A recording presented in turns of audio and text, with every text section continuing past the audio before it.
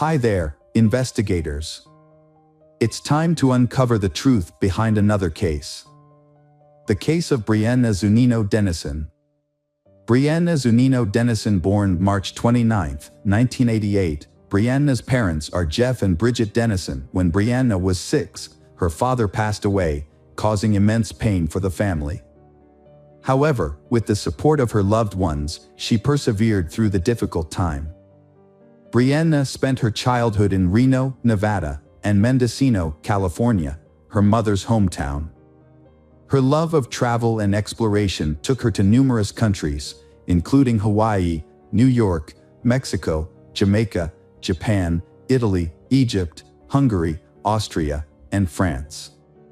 Brianna has a deep affection for children and animals, especially her dog Ozzy. She completed her high school education at Reno High School in 2006 and is majoring in child psychology as a sophomore at Santa Barbara City College. During winter break, on January 20, 2008, Brianna returned to her hometown of Reno from Santa Barbara to spend time with friends and family. Brianna and her friends regularly attended events organized by Summer Winter Action Tours LLC, a tour company that caters to college students. They also attended the Martin Luther King Jr. Gala weekend in Reno. That day, Brianna returned home around 4 a.m. to her friend's house near the University of Nevada campus. Brianna slept over at McKay Court's house. However, when McKay Court woke up the next morning at around 9 a.m., Brianna was no longer there. A small bloodstain was found on the pillow where she had slept, and her cell phone, purse, and shoes were still at the house. McKay Court then contacted Brianna's parents and the local police in an attempt to locate Brianna. Police arrived and examined the scene. In the following days, police conducted forensic tests at the McKay Court home, where Brianna had been staying at the time of her abduction. During the investigation, police discovered DNA on the doorknob that belonged to an unidentified male. The blood on the pillow was confirmed to be Brianna's, leading police to focus on a theory that Brianna had been abducted. Police searched for Brianna in the University of Nevada, Reno area, and the Federal Bureau of Investigation joined the search. A DNA sample found on a doorknob the night Brianna disappeared was matched to at least 2 previous sex crimes in the same area. One occurred on November 13th, and the other on December 16, 2007. On January 29, 2008, a Reno woman said she knew a victim who had been held at gunpoint in a garage on the University of Nevada Reno campus in October 2007. Police released a description of the suspect based on identifying information provided by women who were sexually assaulted by the suspect. In an effort to find Brianna's abductor, police interviewed nearly 100 sex offenders who lived within a mile of the McKay Court home. However, none of them were linked to Brianna's disappearance. A search effort was organized, with some 1,700 volunteers, including then First Lady of Nevada Dawn Gibbons, participating in a virtual search of the area. Sadly, the search yielded no results. On February 15, 2008, a man named Albert Jimenez was returning from his lunch break at a Subway restaurant in Reno. As he walked down the street, he noticed bright orange sheets standing out among a pile of discarded tree branches in a ditch near Reno Business Park. Upon closer inspection, Albert discovered that the orange socks on the feet belonged to a deceased woman. Albert had heard about Brianna Dennison's disappearance, but initially thought the description did not match the person on Brianna's missing person flyer. Without a cell phone, Albert rushed back to his workplace to contact the police to report the incident. Police arrived at the scene and confirmed the victim's identity as Brianna Dennison. The investigation revealed that Brianna had been brutally attacked and murdered. Near her body, police found a pair of panties, which contained DNA from the perpetrator and DNA from an unidentified woman. Police suspected that the panties did not belong to Brianna, believing that they had been left there to distract police. Police then made a public appeal, asking anyone who recognized the panties to come forward to help identify the perpetrator. However, no one came forward. On November 25, 2008, James Michael Bella, 27, of Sparks, Nevada, James was arrested while he was taking his son to the Stepping Stones Children's Center in Reno. He was booked into the Washoe County Jail on charges of murder, first-degree kidnapping, and sexual assault. Further investigation revealed that James was a former Marine with a history of violence, including a 2001 arrest for threatening his ex-girlfriend's neighbor with a knife. The following day, November 26, 2008, the Reno Police Department held a press conference to confirm that James' DNA matched the DNA found at Brianna's crime scene. During the press conference, it was also revealed that a friend of James' girlfriend anonymously accused James, through the Secret Witness program on November 1, 2008, after James' girlfriend confided in the friend that she had found underwear in James's truck while they were returning from Washington, where James had taken a job in March 2008. After reports of Brianna's case appeared in the media, including a police sketch of the suspect and a description of a vehicle involved in a similar incident a month earlier, police began questioning James, anonymously provided by a witness. However, James denied any wrongdoing and refused to provide a DNA sample for analysis. His girlfriend was also questioned by police, and she allowed them to take a DNA sample from her and James' 4-year-old son. DNA testing of James' son showed that, in this case, James' DNA was left at the house where Brianna was abducted and at the scene of the rape. Furthermore, during the trip to Washington, it was discovered that James had sold his truck in Idaho, which matched the description of the vehicle used in the sexual assault. Police announced at a press conference that the truck was being transported back to Reno for a thorough examination and would be used as evidence in the case against James. On May 27, 2010, the jury returned a guilty verdict in James's trial, finding James responsible for the murder of Brianna Dennison. After 9 hours of deliberations, the jury convicted James of kidnapping, sexual assault, and murder. In an effort to avoid the death penalty, James' defense team presented mitigating circumstances, citing James' traumatic childhood with an alcoholic, abusive father.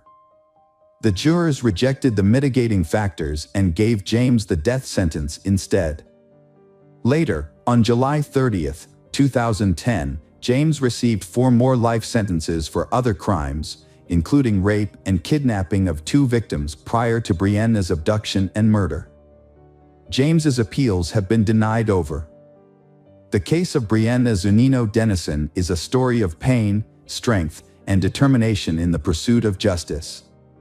Brianna's family remains strong and persistent in the fight for justice. The collective efforts of everyone together make a safer world. And may Brianna rest in peace. Welcome back, detectives. Let's dive into another horrible case, the case of Fusako Sano. Nobuyuki was born on July 15, 1962, in the Japanese prefecture of Niigata. He grew up in a wealthy family. His family's business, related to passenger transportation, was very successful, thanks to his 62-year-old father. Nobuyuki was a late child, with 5 half-siblings from his father's previous marriage. However, he is not really close to them. As a result, he grew up to be a spoiled and demanding child who always expected to get his own way, immediately. Nobuyuki often becomes aggressive when his expectations are not met in a timely manner. One notable incident occurred. He threw a tantrum in a store, punching his mother when she refused to buy him another toy.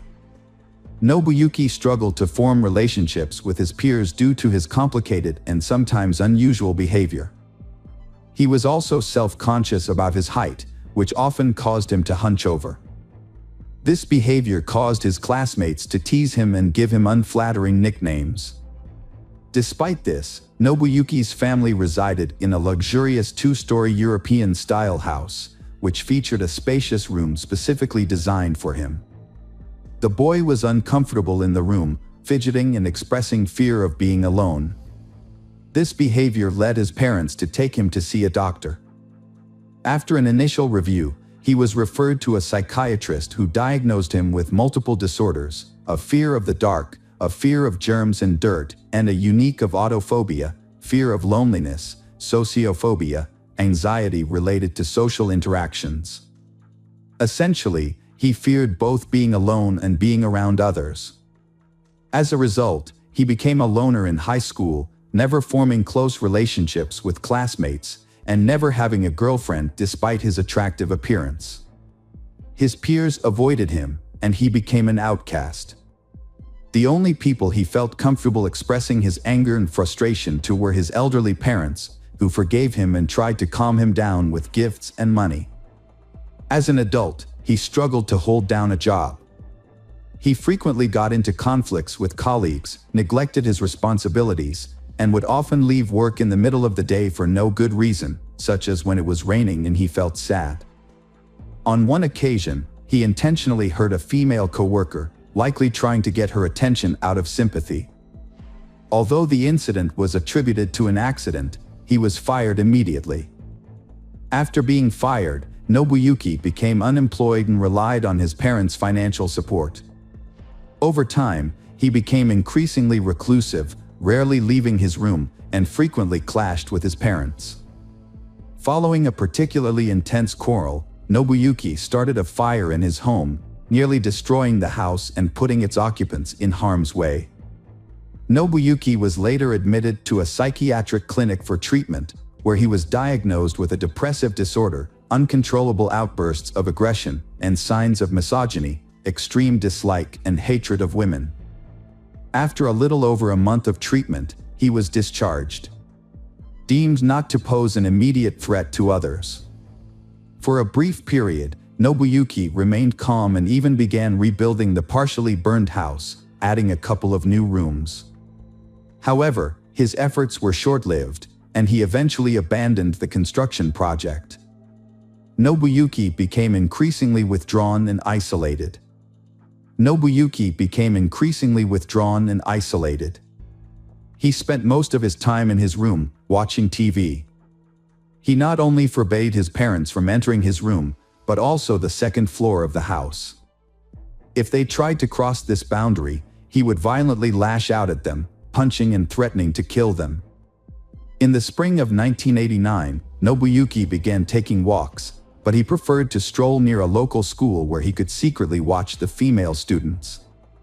At first, he kept his distance and tried not to communicate with anyone. However, one day, he suddenly grabbed a young girl, who was only 9 years old, and threw her over his shoulder as she was leaving the school gate. He then ran to his car, which was parked nearby. The other children immediately screamed for help, and a school security guard and bystanders quickly intervened, rescuing Shi and detaining Nobuyuki until the police arrived. Nobuyuki was unable to explain why he attacked Shi, and it was clear that he had intended to commit a violent and unlawful act against a minor. As a result, he was charged with attempting to commit a violent crime against a child. Nobuyuki Sato avoided a long prison sentence thanks to his father's connections and wealth. In August, Nobuyuki was given a year's probation despite his heinous crime. Shortly thereafter, his name was mysteriously removed from the criminal prosecution database, allegedly due to his father's intervention. However, Nobuyuki's father died shortly after his son's case, dying of a heart attack. Nobuyuki was left with overwhelming shame and guilt for his father's sacrifices and efforts to cover up his crime. After the failure of his first kidnapping attempt, Nobuyuki, 28 years old, tried again a year and a half later. This time, he carefully planned the crime and remained under the police radar for an extended period. On November 13, 1990, Nobuyuki set out on a hunting trip around the city. In the evening, as darkness fell, he spotted 9-year-old Fusako Sano, who had stayed late after school due to a sports event, walking alone on a deserted road. Nobuyuki quickly pulled over in front of her, got out of the car with a knife, and grabbed Fusako. He threatened to slit her throat if she tried to scream or run away. Then, he forced her into the trunk of the car. After driving for a while, he turned into a vacant lot, where he tied Fusako's hands and feet and covered her mouth with tape. When night fell, Nobuyuki drove to his house and took Fusako out of the trunk. Nobuyuki led her through a part of the house that was still under construction to his room, trying not to be seen. He then left the room and re-entered through the front door, as if everything was normal. Once upstairs, Nobuyuki again threatened Fusako with the knife, ordering her to be quiet. He tied her to the bed and warned her that if she tried to leave the room, look out the window, scream, or cry, he would kill her and dispose of her body in the ocean, where no one would ever find it. Fusako was terrified and obeyed the kidnapper's orders, hoping that he would eventually take pity on her and let her go. When Fusako didn't return home from school, her parents started to worry. They knew she had stayed late to watch a baseball game, but as the sun began to set, they expected her to be home by then. Initially, Fusako's parents tried to find their daughter on their own, retracing her usual route from school to home, but their efforts were unsuccessful. As night drew closer, the parents of Fusako turned to the police for help, hoping for a quick resolution. Since Fusako's disappearance, only a few hours had passed, and they were anxious to find her. The police launched a search operation. And by the next morning, they were joined by dozens of volunteers from the local community. The following day, the search party grew to over 200 people, who combed the area, distributed flyers with Fusako's photo, and interviewed passers-by in search of witnesses. Notably, Nobuyuki lived close to Fusako's school and the police station. He had previously attempted to kidnap Fusako, which had brought him to the attention of the police. However, despite this, Nobuyuki was not considered a suspect in the case, thanks to the efforts of his late father. A large-scale search operation was initiated to locate Fusako Sano, a Japanese schoolgirl who had disappeared. The search lasted for many months, covering numerous locations such as empty buildings, houses, railroad cars, and vacant lots. Investigators also searched suspicious vehicles and combed through interstate highways, but found no clues. As the investigation continued, authorities considered various theories, including the possibility of involvement by North Korean special services. However, despite their efforts, the search was unsuccessful, and Fusako remained missing. Fusako later revealed that she was terrified during her captivity and followed Nobuyuki's instructions in the hope that he would eventually release her. However, her captor, Nobuyuki, had no intention of letting her go. For several months, he kept her bound with tight restraints that impaired her blood flow and caused her to lose sensation in her limbs. If she disobeyed or made a sound, he would punish her with a stun gun, beat her, or threaten her with a knife. Notably, Nobuyuki never assaulted Fusako in a sexual manner during her captivity. Instead, he treated her more like a possession or a pet, using her as a means of companionship and conversation. Nobuyuki kept Fusako captive, feeding her a meager diet of food prepared by his mother. As a result, Fusako became severely malnourished and weakened. He restricted her to her bed, forcing her to use plastic bags as a toilet, which he would then dispose of in an unfinished part of the house. Once a month, he would bathe her in a basin, cut her hair and nails, and dress her in his own worn-out clothes. Despite her compliance, Nobuyuki would regularly beat her for his own amusement. Over time, Fusako's spirit was broken, and she became submissive, no longer attempting to escape or even look out the window. As the years passed, Nobuyuki stopped bothering to physically restrain Fusako, and didn't even think to lock the door when he stepped out. He would simply cover her with blankets or towels. Occasionally, he would turn on the radio or watch TV with her, but only to programs that interested him, such as Scottish or sports matches. He also brought her comic books, which he enjoyed himself. These were the only things Fusako had to read during her confinement. For nearly a decade, Fusako was isolated, never speaking to anyone else or leaving her room. She remained in bed most of the time, hardly moving or trying to resist her situation. Fusako had become so resigned to her fate that she no longer attempted to escape or call for help. Nobuyuki's mother lived in fear of her son's violence. For years, she had avoided the second-floor room because Nobuyuki had threatened her with violence. This was not an idle warning, as Nobuyuki actually pushed her down the stairs when she tried to enter the room.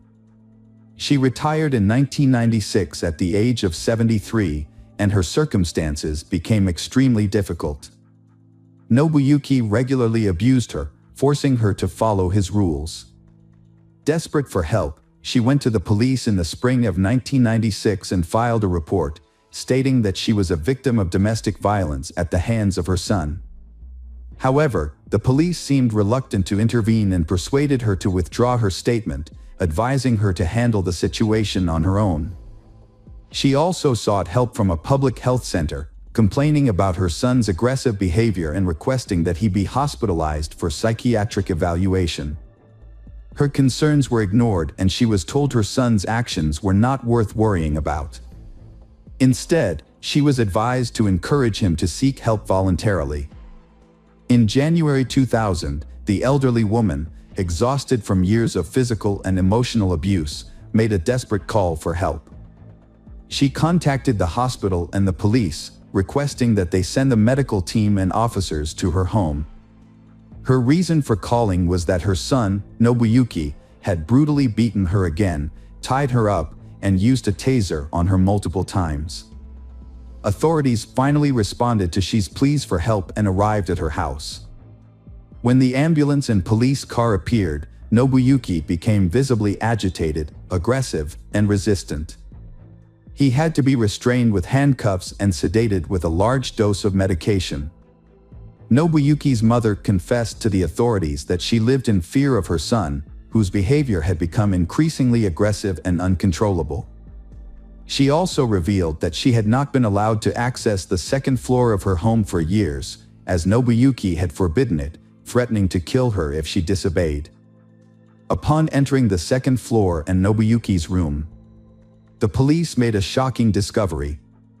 A pile of blankets on the bed moved slightly, and when the officers peeled them back, they found a thin, pale, and exhausted girl hiding underneath.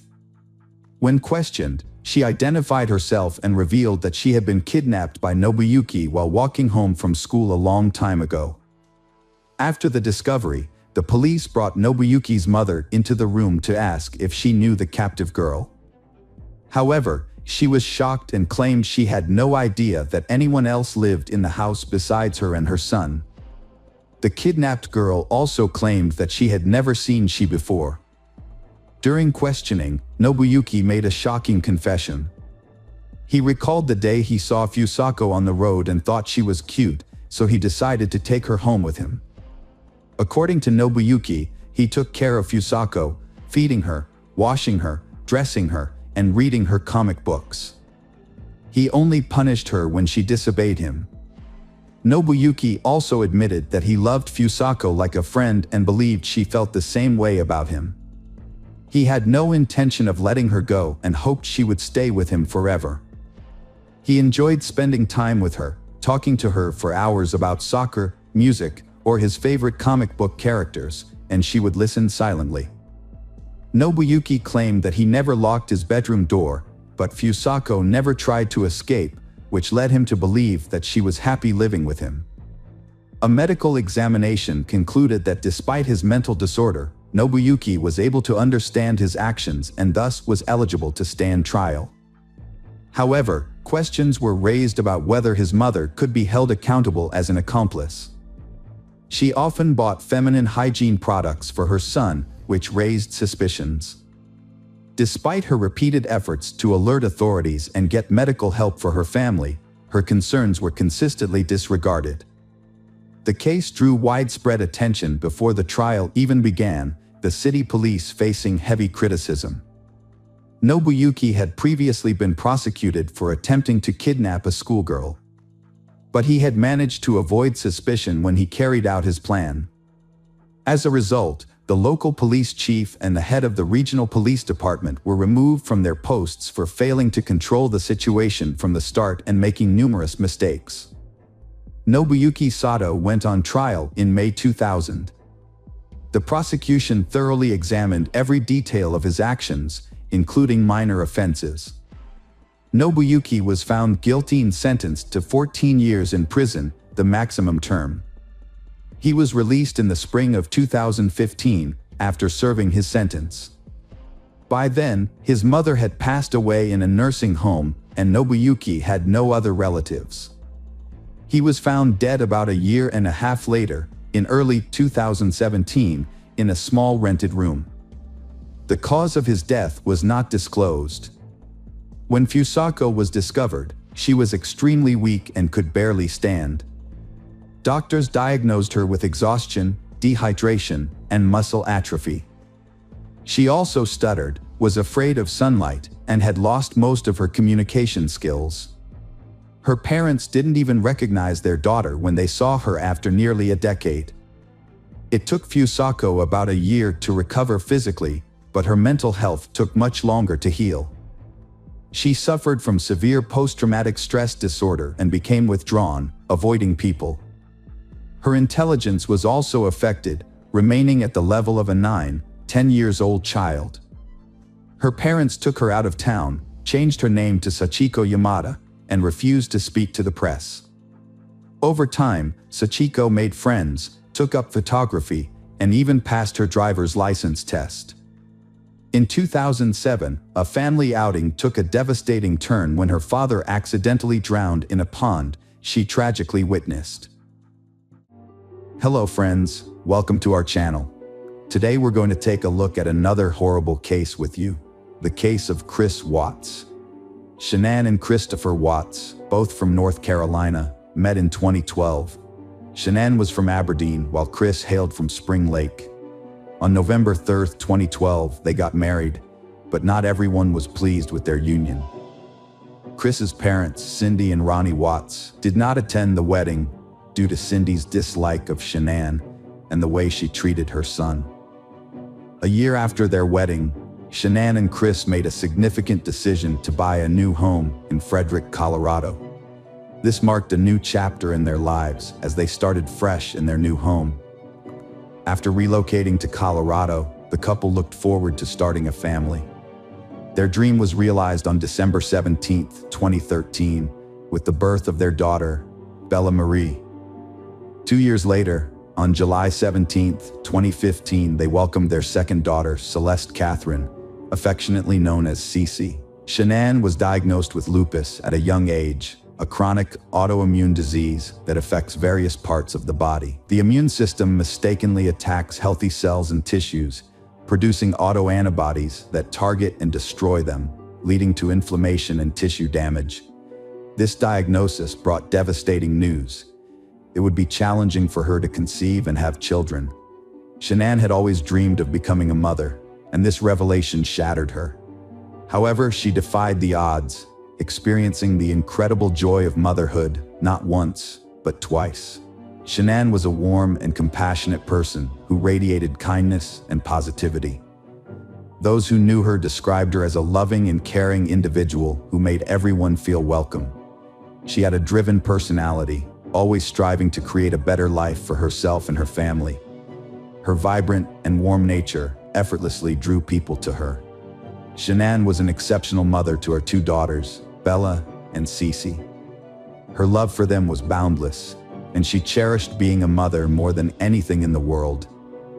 She was dedicated to providing for her children in every way possible, nurturing and supporting them unconditionally. Bella, the older sibling, was a caring and nurturing child who enjoyed taking care of her younger sister. Cece, on the other hand, was a lively and energetic child who brought joy and laughter to everyone's lives with her vibrant personality. Shanann's friends and family thought she had a perfect marriage, but they found Chris hard to get close to. Despite this, they welcomed him because Shanann was deeply in love with him. In 2015, Shanann and Chris filed for bankruptcy due to significant financial struggles. These included a large mortgage, car payments, loans, medical bills, and a substantial amount of credit card debt. At the time, Chris worked at Anadarko Petroleum, and Shanann worked at a children's hospital call center. By 2016, Shanann had started a new career as a consultant for a multi-level marketing company. She sold a nutritional supplement called Thrive, which was administered through a patch. Shanann was extremely passionate about her job. According to a coworker, Cynthia DeRosette, everyone who met her was drawn to her energy. Shanann was happy with her life, husband, and 2 daughters, but she had one wish remaining: to have a baby boy to complete their family. In spring 2018, she got an unexpected but pleasant surprise when she found out she was pregnant for the 3rd time. This news filled her with excitement and anticipation. After further tests, Shanann discovered she was having a baby boy. Shanann and Chris were overjoyed, and they chose to name their baby Nico. When Bella and Cece, Shannon's daughters, heard they were going to be big sisters, they were thrilled. During the summer of 2018, Shanann, who was pregnant with Nico at the time, visited her family in North Carolina, while Chris remained in Colorado for work. Shanann took her daughters, Bella and Cece, to visit Chris's parents, Cindy and Ronnie. Despite her strained relationship with her in-laws, Shanann wanted her daughters to spend time with their grandparents. When they arrived, Cindy prepared a snack for Cece despite knowing about her peanut allergy, which Shanann had warned her about. Cindy still served Cece a snack containing peanuts, which deeply upset Shanann. She felt that Cindy had recklessly endangered Cece's life. While visiting family in North Carolina, Shanann noticed a strange change in Chris's communication with her. He stopped responding to her messages and calls, leaving her confused and puzzled. When she asked him what was going on, Chris explained that he had taken on more responsibilities at work due to new employees, but assured her it was nothing to worry about. On July 31st, Chris flew from Colorado to North Carolina to spend the week with Shanann and their 2 daughters, Bella and Cece. The girls were thrilled to see their dad, and as Chris stepped off the plane, they rushed to him, beaming with excitement. Chris hugged them tightly, but his greeting to Shanann was different. Instead of a kiss, he simply nodded at her. Shanann felt deeply hurt by Chris's distant behavior and was unable to hide her emotions. She texted a friend, confessing her growing concern and sadness. She felt like Chris had changed somehow, and she barely recognized the man she had married. Her words were filled with a mix of sorrow and confusion. Shanann texted her friend to say that her husband Chris was refusing to talk to her, even though they were in the same room. Instead of speaking directly, they were communicating through their phones. Shanann shared a photo with her friend that showed her and Chris sitting on separate couches facing away from each other. In her texts, Shanann confided in her friend that she suspected Chris might be interested in someone else. Her friend was shocked and insisted that Chris would never do that, given how much he loved Shanann. In a heartfelt message to her friend, Shanann revealed that Chris had confessed to her that he no longer thought they were compatible. This revelation left Shanann stunned, as she had always believed their love was strong. Chris had made things even more difficult for Shanann by admitting that he had hoped getting her pregnant would change his feelings for her. But unfortunately, this didn't happen. Shanann was devastated to hear this, as she valued their relationship and believed their love was strong enough to overcome any obstacles. Determined to rescue her family, Shanann proposed that she and Chris attend couples therapy together, aware that their relationship was struggling and hoping that a professional could help them get through their problems. However, Chris refused point blank. Shanann was prepared to make sacrifices and do everything possible to save their relationship, but she quickly came to realize that Chris was unwilling to meet her halfway. Despite her best attempts, Shanann understood that there was nothing Chris was willing to compromise on, and this made her efforts futile. After returning home to Colorado from a trip to North Carolina, Shanann, Chris and their daughters settled back into their normal routine. However, Shannon's stay was short-lived as she soon embarked on another trip to Arizona for business. During her time in Arizona, Shannon's friends noticed a change in her behavior. Instead of being her usual cheerful self, she seemed confused, upset, and distressed. One evening in their hotel room, Shannon confided in her friends about her concerns. On August 11th, while Shannon was with her friends in Arizona, she received a notification on her phone showing a charge on her and Chris's account from a restaurant. Although this wasn't unusual, the amount of the bill raised concerns. Shannon wondered why it was so high and suspected that Chris might be dining with another woman. This suspicion left her feeling uneasy and uncertain. Shannon returned home from her business trip around 1:48 a.m. on August 13th. Her friend Nicole Atkinson drove her home. The doorbell camera footage showed Shannon entering her house at that time. Shannon's friends were worried when she failed to send her usual good morning messages. They knew she had a crucial appointment at the OBGYN at 9:30 a.m., which she would never miss. However, when she also missed a 12:30 p.m. business meeting, her close friend Nicole Atkinson became extremely concerned.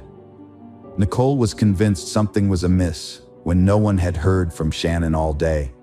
She couldn't shake off the feeling that something was terribly wrong. Feeling a growing sense of urgency, Nicole decided to drive to Shannon's house. As she approached the house, her anxiety spiked. Shannon's van was parked in the garage and her daily shoes were by the front door. Nicole knocked on the front door, hoping Shannon would come out and explain that she had overslept and was tired from her previous day's flight. But Shannon didn't respond. Chris was contacted by one of Shannon's friends who were unable to reach her. He told them not to worry, saying she might be at a friend's house with their daughters. However, this confused Shannon's friends, since they were all in touch with each other and none knew where she was. Shannon didn't have plans to meet any of them. When her friends threatened to report Shannon and the girls missing to the Frederick Police Department, Chris didn't want to involve the police. Despite this, Nicole, worried about her friend, called 911 to report Shannon, Bella, and Cece missing. After Nicole contacted the police, an officer from the Frederick Police Department responded to Shannon and Chris's residence. The officer's body camera footage showed Nicole was visibly distraught over her missing friend. As Nicole was providing every detail she knew about Shannon and her daughters, Chris arrived at the house. Chris exited his vehicle and approached the officer, but it was apparent he didn't share Nicole's level of concern, despite his wife and daughters being missing. During the search of Shannon and Chris's house, the officer found Shannon's purse. Inside, the officer discovered medication prescribed to Shannon and her two daughters. This discovery further alarmed Nicole, but Chris remained calm. The officer also located Shannon's wedding band on the bedside table.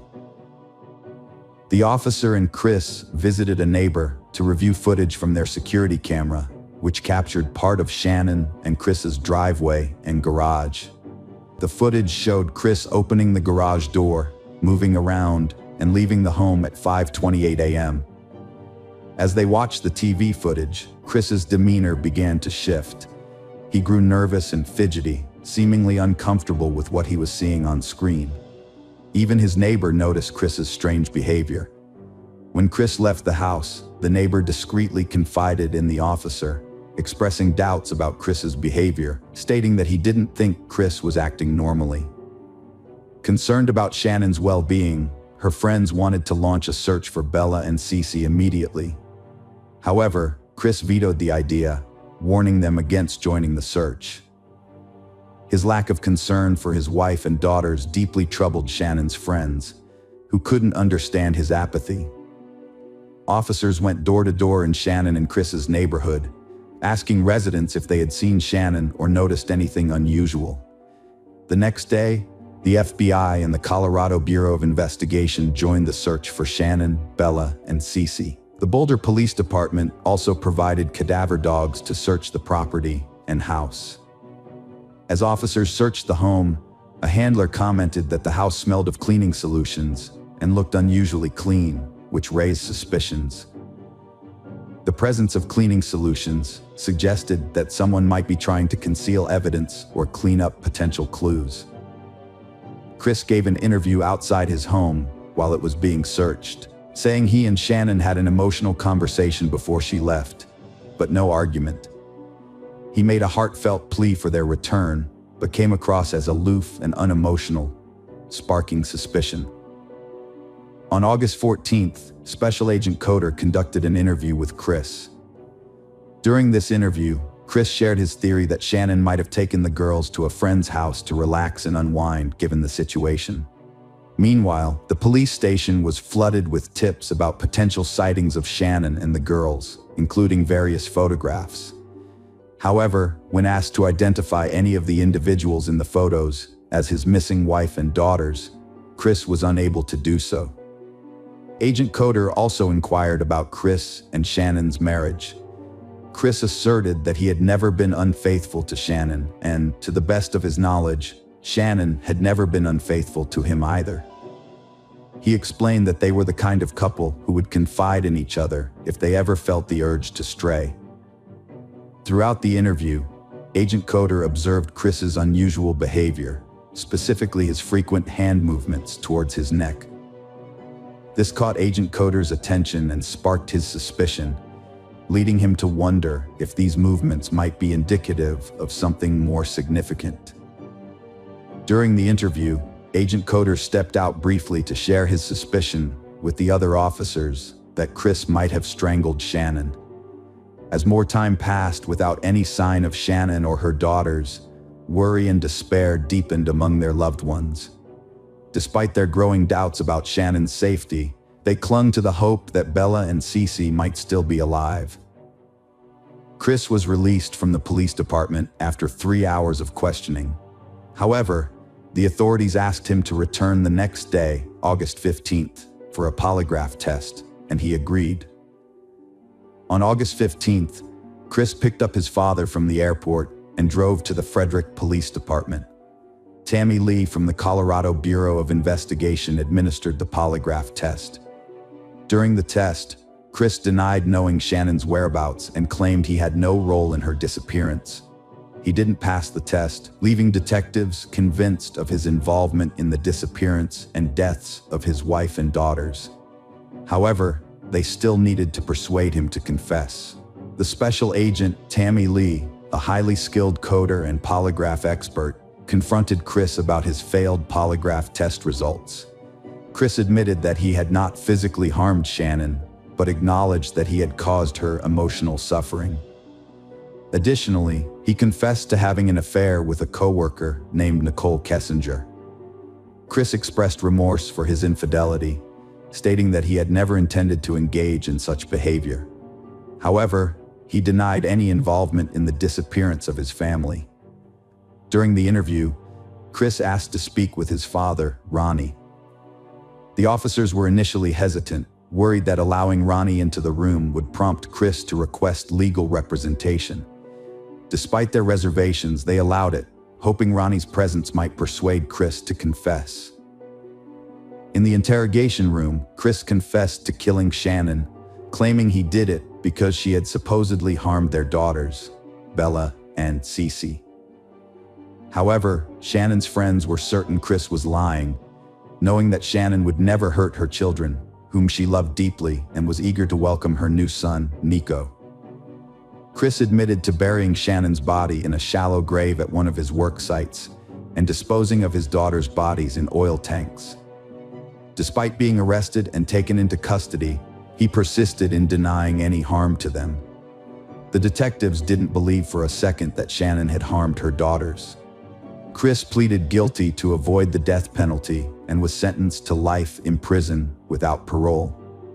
At the sentencing hearing, the judge made a bold statement about the heinous crime Chris had committed, calling it the most inhumane and vicious one he had encountered in his career, despite having dealt with thousands of cases. Years later, Chris confessed to murdering his wife Shannon in their bed. He had strangled her after she confronted him about his extramarital affair, and threatened to take their daughters away. He then put her body in his truck and drove to his work site with their 2 daughters. There, Chris claimed to have killed his daughters, one by one, in a horrific sequence of events, where one daughter was forced to witness her sister's death before meeting the same fate. Hello friends, welcome to our channel. Today we're going to take a look at another horrible case with you. The case of Alex Murdaugh. Richard Alexander Alex Murdaugh was born on May 27, 1968. His family, the Murdaughs, are a respected and well-connected family of lawyers who have dominated South Carolina's low-country legal system for over 100 years. 3 generations of Murdaughs served as district attorneys of the 14th Judicial Circuit from 1920 to 2006, but Alex's actions brought an end to their reign. The foundation of the family's later success was laid by Alex's great-grandfather, Randolph Murdaugh Sr., who founded the law firm Peters, Murdaugh, Parker, Eloth & Dietrich, PMPD. Over the decades, the Murdaughs' influence grew so substantial that the Hamptons became known as Murdaugh County. Alex pursued a law degree from the University of North Carolina, following in his family's footsteps. There, he met his future wife, Margaret Maggie Burrell, and they started dating in 1991. They got married 2 years later, on August 14, 1993, at the Second Presbyterian Church in South Carolina. Alex and Maggie had 2 sons, Richard Buster Murdaugh and Paul Murdaugh. Alex became a personal injury attorney with his family's firm PMPD, aiming to continue his family's legacy. However, unlike his predecessors, Alex misused the power and influence his family's firm provided, using it to conceal financial crimes, theft, and possibly even murder. For over a decade, his wrongdoing went unnoticed until his youngest son Paul was involved in a boating accident that resulted in a girl's death. Paul Murdaugh's boating accident, the latest in a series of suspicious deaths surrounding the Murdaugh family, has sparked speculation that these accidents might be part of a larger cover-up. The theory seems plausible, given the family's history and resources, especially considering how they handled Mallory Beach's death. On February 23, 2019, Paul Murdaugh drove the family boat to a party on Pucas Island. The 19-year-old, fresh out of high school, was accompanied by his girlfriend Morgan Dowie, Anthony Cook, Mallory Beach, and Miley Allman. They were looking forward to an unsupervised night of fun, starting with a house party and an oyster roast on the island.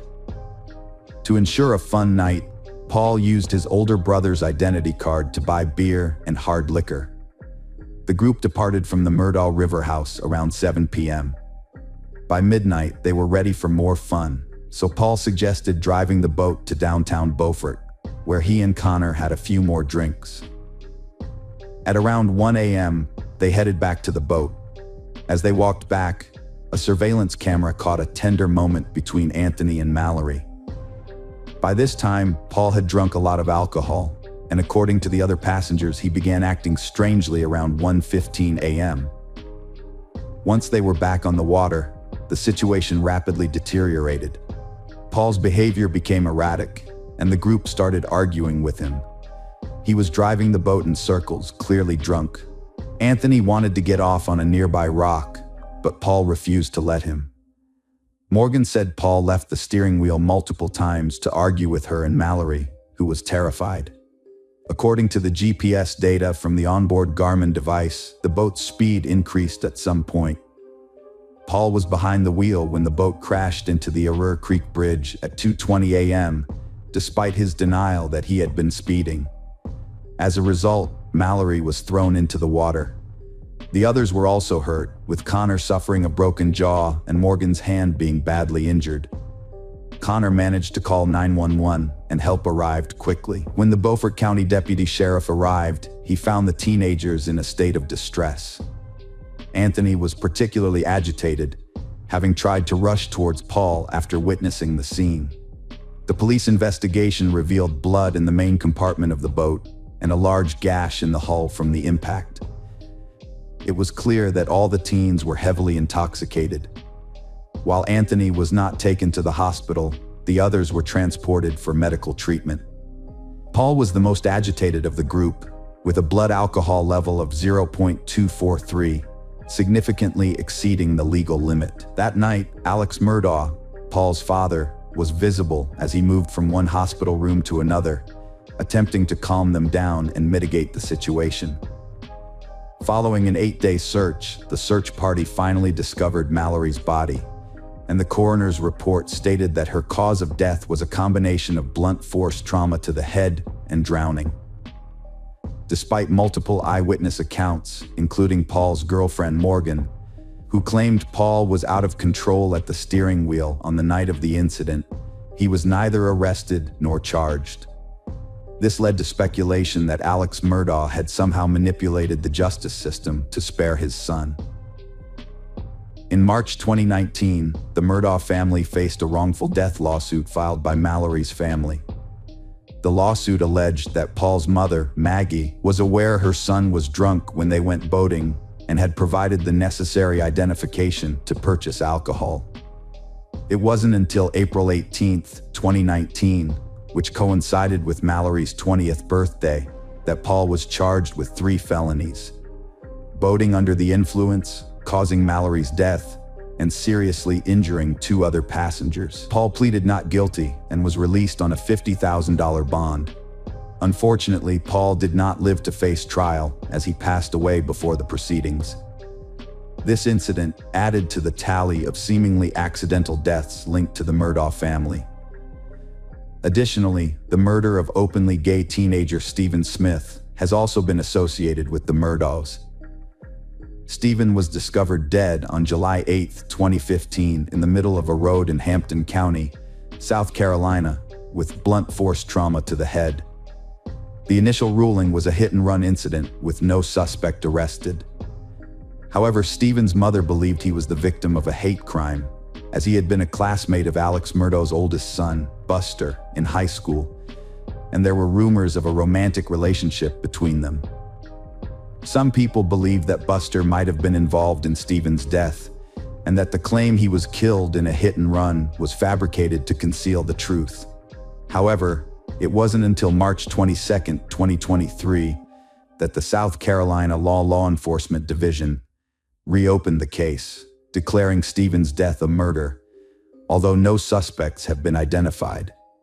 The Murdaugh family has also been linked to another tragic event: the death of Gloria Satterfield, their longtime housekeeper.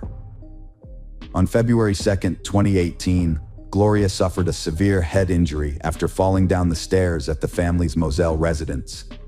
She died on February 26, 2018, due to complications arising from her injury. Alex Murdaugh claimed that his dogs ran to greet Gloria at the top of the stairs, causing her to trip and fall backward, hitting her head. However, no autopsy was performed to verify his account, and her death certificate lists the cause of death as natural causes. Gloria Satterfield's sons sued Alex Murdaugh for wrongful death, winning a $4.3 million settlement in 2020. However, they didn't get the money. Instead, Murdaugh and his friend, lawyer Corey Fleming, stole the payout, diverting it to Murdaugh's account without the sons' knowledge. Satterfield's sons sued Alex Murdaugh on Sept 15, 2021, same day state investigators started criminal probe into Gloria Satterfield's death, sparked by coroner's finding of unnatural causes, leading to exhumation for further investigation. By Sept 2021, Alex Murdaugh faced financial and embezzlement charges after nearly a decade of fraud schemes, including a money laundering and painkiller ring with his cousin Curtis Smith. On September 4, 2021, Alex Murdaugh concocted a sinister plan. He gave a gun to Curtis and instructed him to shoot him. The goal was for Alex's son, Buster, to collect a life insurance payout of $10 million upon Alex's death. Curtis followed the plan, pulling over where Alex had staged a fake flat tire and shooting him. However, the bullet only caused minor injuries, and Alex was able to call 911 himself. When law enforcement arrived, they suspected foul play but couldn't prove it. Days later, Alex confessed to conspiring with Curtis to stage the shooting. His lawyers claimed that he was struggling and that unsavory characters were taking advantage of his vulnerable state of mind. Alex surrendered to authorities when he learned a warrant had been issued for his arrest. He was charged with insurance fraud, conspiracy to commit insurance fraud, and filing a false police report. 2 days after the incident, Alex announced his resignation from his family's law firm, citing his intention to enter rehab for treatment. After leaving the hospital, he expressed regret over his recent decisions, saying that he had made many decisions that he truly regretted. Just hours later, another bombshell dropped when his firm released an official statement accusing Murdaugh of embezzling $792,000 in company funds. The firm's CFO had earlier confronted him about the missing money and subsequently reported him to the authorities. As a result, the South Carolina Supreme Court indefinitely suspended Alex's law license in September 2021. As investigators continued to scrutinize Alex Murdaugh's life, they uncovered a web of financial crimes, including tax evasion, embezzlement, and misappropriation of funds from clients and his law firm. After leaving rehab on October 14, 2021, Alex was arrested again and charged with 2 felony counts of obtaining property by false pretenses. The arrest stemmed from an investigation into his alleged misappropriation of a wrongful death settlement payout related to Gloria Satterfield's case. This time, the court denied him bond. Alex Murdaugh's legal troubles were just getting started. On November 18, 2021, he was indicted on 27 counts of financial misconduct, accused of stealing from his clients, fellow lawyers, and the family of his late housekeeper. Just 3 weeks later, on December 9, 2021, additional charges were filed against him, bringing the total to 48. At the time, the charges included forgery, money laundering, computer crimes, and breach of trust with fraudulent intent. It was estimated that Alex had stolen over $6.2 million from his victims. The state's investigation into Murdaugh's business dealings took months to unravel, with new charges being brought against him almost daily. By June 2022, the number of charges against him had grown to 81. When Alex was formally disbarred on July 13, 2022, he faced a total of 84 criminal charges and 11 lawsuits. Among those who filed lawsuits against the estates of Margaret and Paul Murdaugh was the mother of 19-year-old Mallory Beach. The enormity of these financial crimes led to questions about the character of the once prominent attorney. Was he hiding something even more sinister, such as the murder of his wife and son? If so, what would his motive have been? South Carolina Law Enforcement Division re-examined the double murder case with new info from Alex Murdaugh's financial crimes investigation. They found Alex and Maggie's marriage was troubled, with Maggie living separately at the beach home, an hour from the Moselle property. Marion Proctor stated Maggie Murdaugh was hesitant to meet her husband at their lodge, thinking it suspicious. Despite her reservations, she agreed to visit before seeing his dying father, but was killed beforehand. Maggie and son Paul were found shot dead at their 1,700-acre estate. They were discovered near the dog kennels with multiple gunshot wounds. Paul was shot twice with a shotgun, while Maggie had 5 wounds from an AR-style rifle firing .300 blackout ammo. Alex Murdaugh stated that he had taken a lengthy nap that day before going to visit his ailing mother who was suffering from dementia. He claimed to have been away for approximately 45 minutes to an hour and a half, and upon his return, he discovered his wife and younger son deceased on the floor near the dog kennels. Alex Murdaugh, a lawyer, killed his family to divert attention from his financial wrongdoings. He faced a subpoena and a hearing on June 10, 2021, and his law firm had discovered his misuse of company funds. Fearing exposure, he allegedly murdered his family. Alex Murdaugh was charged with killing his wife and son 13 months after they were fatally shot. The prosecutor claimed Murdaugh used a shotgun and rifle, but the guns were never found. The defense argued 2 shooters were involved due to different weapons used, and expert testimony suggested the killers were 5'2" to 5'4" inch tall, excluding Murdaugh, who was 6'4". Prosecutors argued that other factors affected the bullet path and that Murdaugh was a suspect from the start. They showed 2 videos of him in different clothes, implying he tried to sway a key witness. Cell phone data shows Murdaugh was at his mom's for 15 to 20 minutes, not 45. A video on Paul's phone at 8:44 p.m. puts Murdaugh at the crime scene, debunking his alibi. Murdaugh admitted lying about his alibi, blaming opioid addiction and paranoia. Prosecutors think he used his wife's phone to create a fake alibi, and cell data shows a suspicious rise in his steps, suggesting evidence tampering. Video from dog kennels was key evidence, leading to Murdaugh's guilty verdict and 2 life sentences. Murdaugh's lawyers seek new trial alleging jury tampering. He faces appeal, criminal charges, and lawsuits. Hello friends, welcome to our channel. Today we're going to take a look at another horrible case with you, the case of Ellen Greenberg. Ellen Ray Greenberg was born in New York in June 1993 to Santa and George Greenberg. As their only child, she grew up in a loving and nurturing environment. During her high school years, Ellen was a dedicated team player and demonstrated great athletic potential. She was characterized as energetic, restless, and outgoing, yet she also excelled academically, particularly in the humanities. After graduating from high school, Ellen attended Pennsylvania State University, where she earned a degree in public relations. However, she soon realized this wasn't the career path she wanted to pursue. In parallel with her job, she enrolled in a pedagogical institute's correspondence department, and a few years later, successfully defended her diploma. Ellen then relocated to Philadelphia, where she landed a job as a junior high school teacher. Ellen's life was thriving, according to her relatives. She was bursting with enthusiasm, making ambitious plans for the future, and absolutely loved her work with students.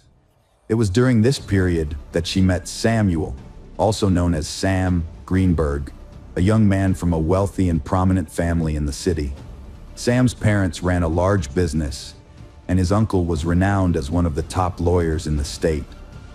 The two met in 2009 at a party through mutual friends and instantly clicked. Their friendly banter soon turned into a whirlwind romance, and they decided to move in together shortly after. As the clock struck 2011, on New Year's Eve, Sam proposed to Ellen, and the couple began making preparations for their spring wedding that same year. The news was met with joy from both families, and it seemed that nothing could come between the happy couple. Ellen threw herself into the delightful tasks associated with wedding planning, including drawing up guest lists, sending out invitations, choosing a venue and decorations, trying on wedding dresses, and organizing their honeymoon. Notably, Ellen took the reins on these preparations, with the groom seemingly uninvolved, although their loved ones didn't think much of it at the time. On January 26, 2011, a severe snowstorm hit the city. Ellen went to school as usual, but classes were canceled around noon due to strong winds and a blizzard, and students and teachers were sent home. Ellen returned to the apartment she shared with her fiancé, Sam. Later that day, the couple allegedly had a disagreement, which Sam initially confirmed but later denied. At around 5 p.m., Sam went to the gym in their apartment complex. When he returned, he found the apartment door locked from the inside. Sam first knocked loudly, then called out to Ellen by name, drawing the attention of their neighbors. He also tried calling her phone and sending messages, but there was no response to his knocking, calling, and yelling. However, it was clear that Ellen's phone was still inside the apartment. Sam went to the first floor of the building to ask the security guard for help. He explained the situation and asked if it was possible to open the front door, but the guard said he didn't have the authority to do so and couldn't leave his post. Sam returned to his floor, determined to take action. He used his shoulder to force open the door, managing to break the latch on the first try. As he entered the kitchen, he was met with a horrific sight. Ellen was sitting on the floor, her back against the cabinet door, her body brutally slashed with a knife and her clothes covered in blood. Sam immediately called emergency services, describing the scene. When asked to check Ellen's pulse, Sam hesitated, repeatedly asking if it was really necessary. Then there was a pause before he suddenly announced that there was a knife stuck in Ellen's chest, which he claimed he hadn't noticed until that moment. He concluded that Ellen was clearly already dead. The police officers who responded to the call were taken aback, having never encountered a scene like this in their extensive careers. They found the door locked from the inside with a latch, which Sam had later dislodged with his shoulder. There was no evidence of forced entry or intruders in the room. Nothing had been stolen from the apartment, and all valuables and cash remained untouched. The officers noted that nothing appeared to have been searched or disturbed.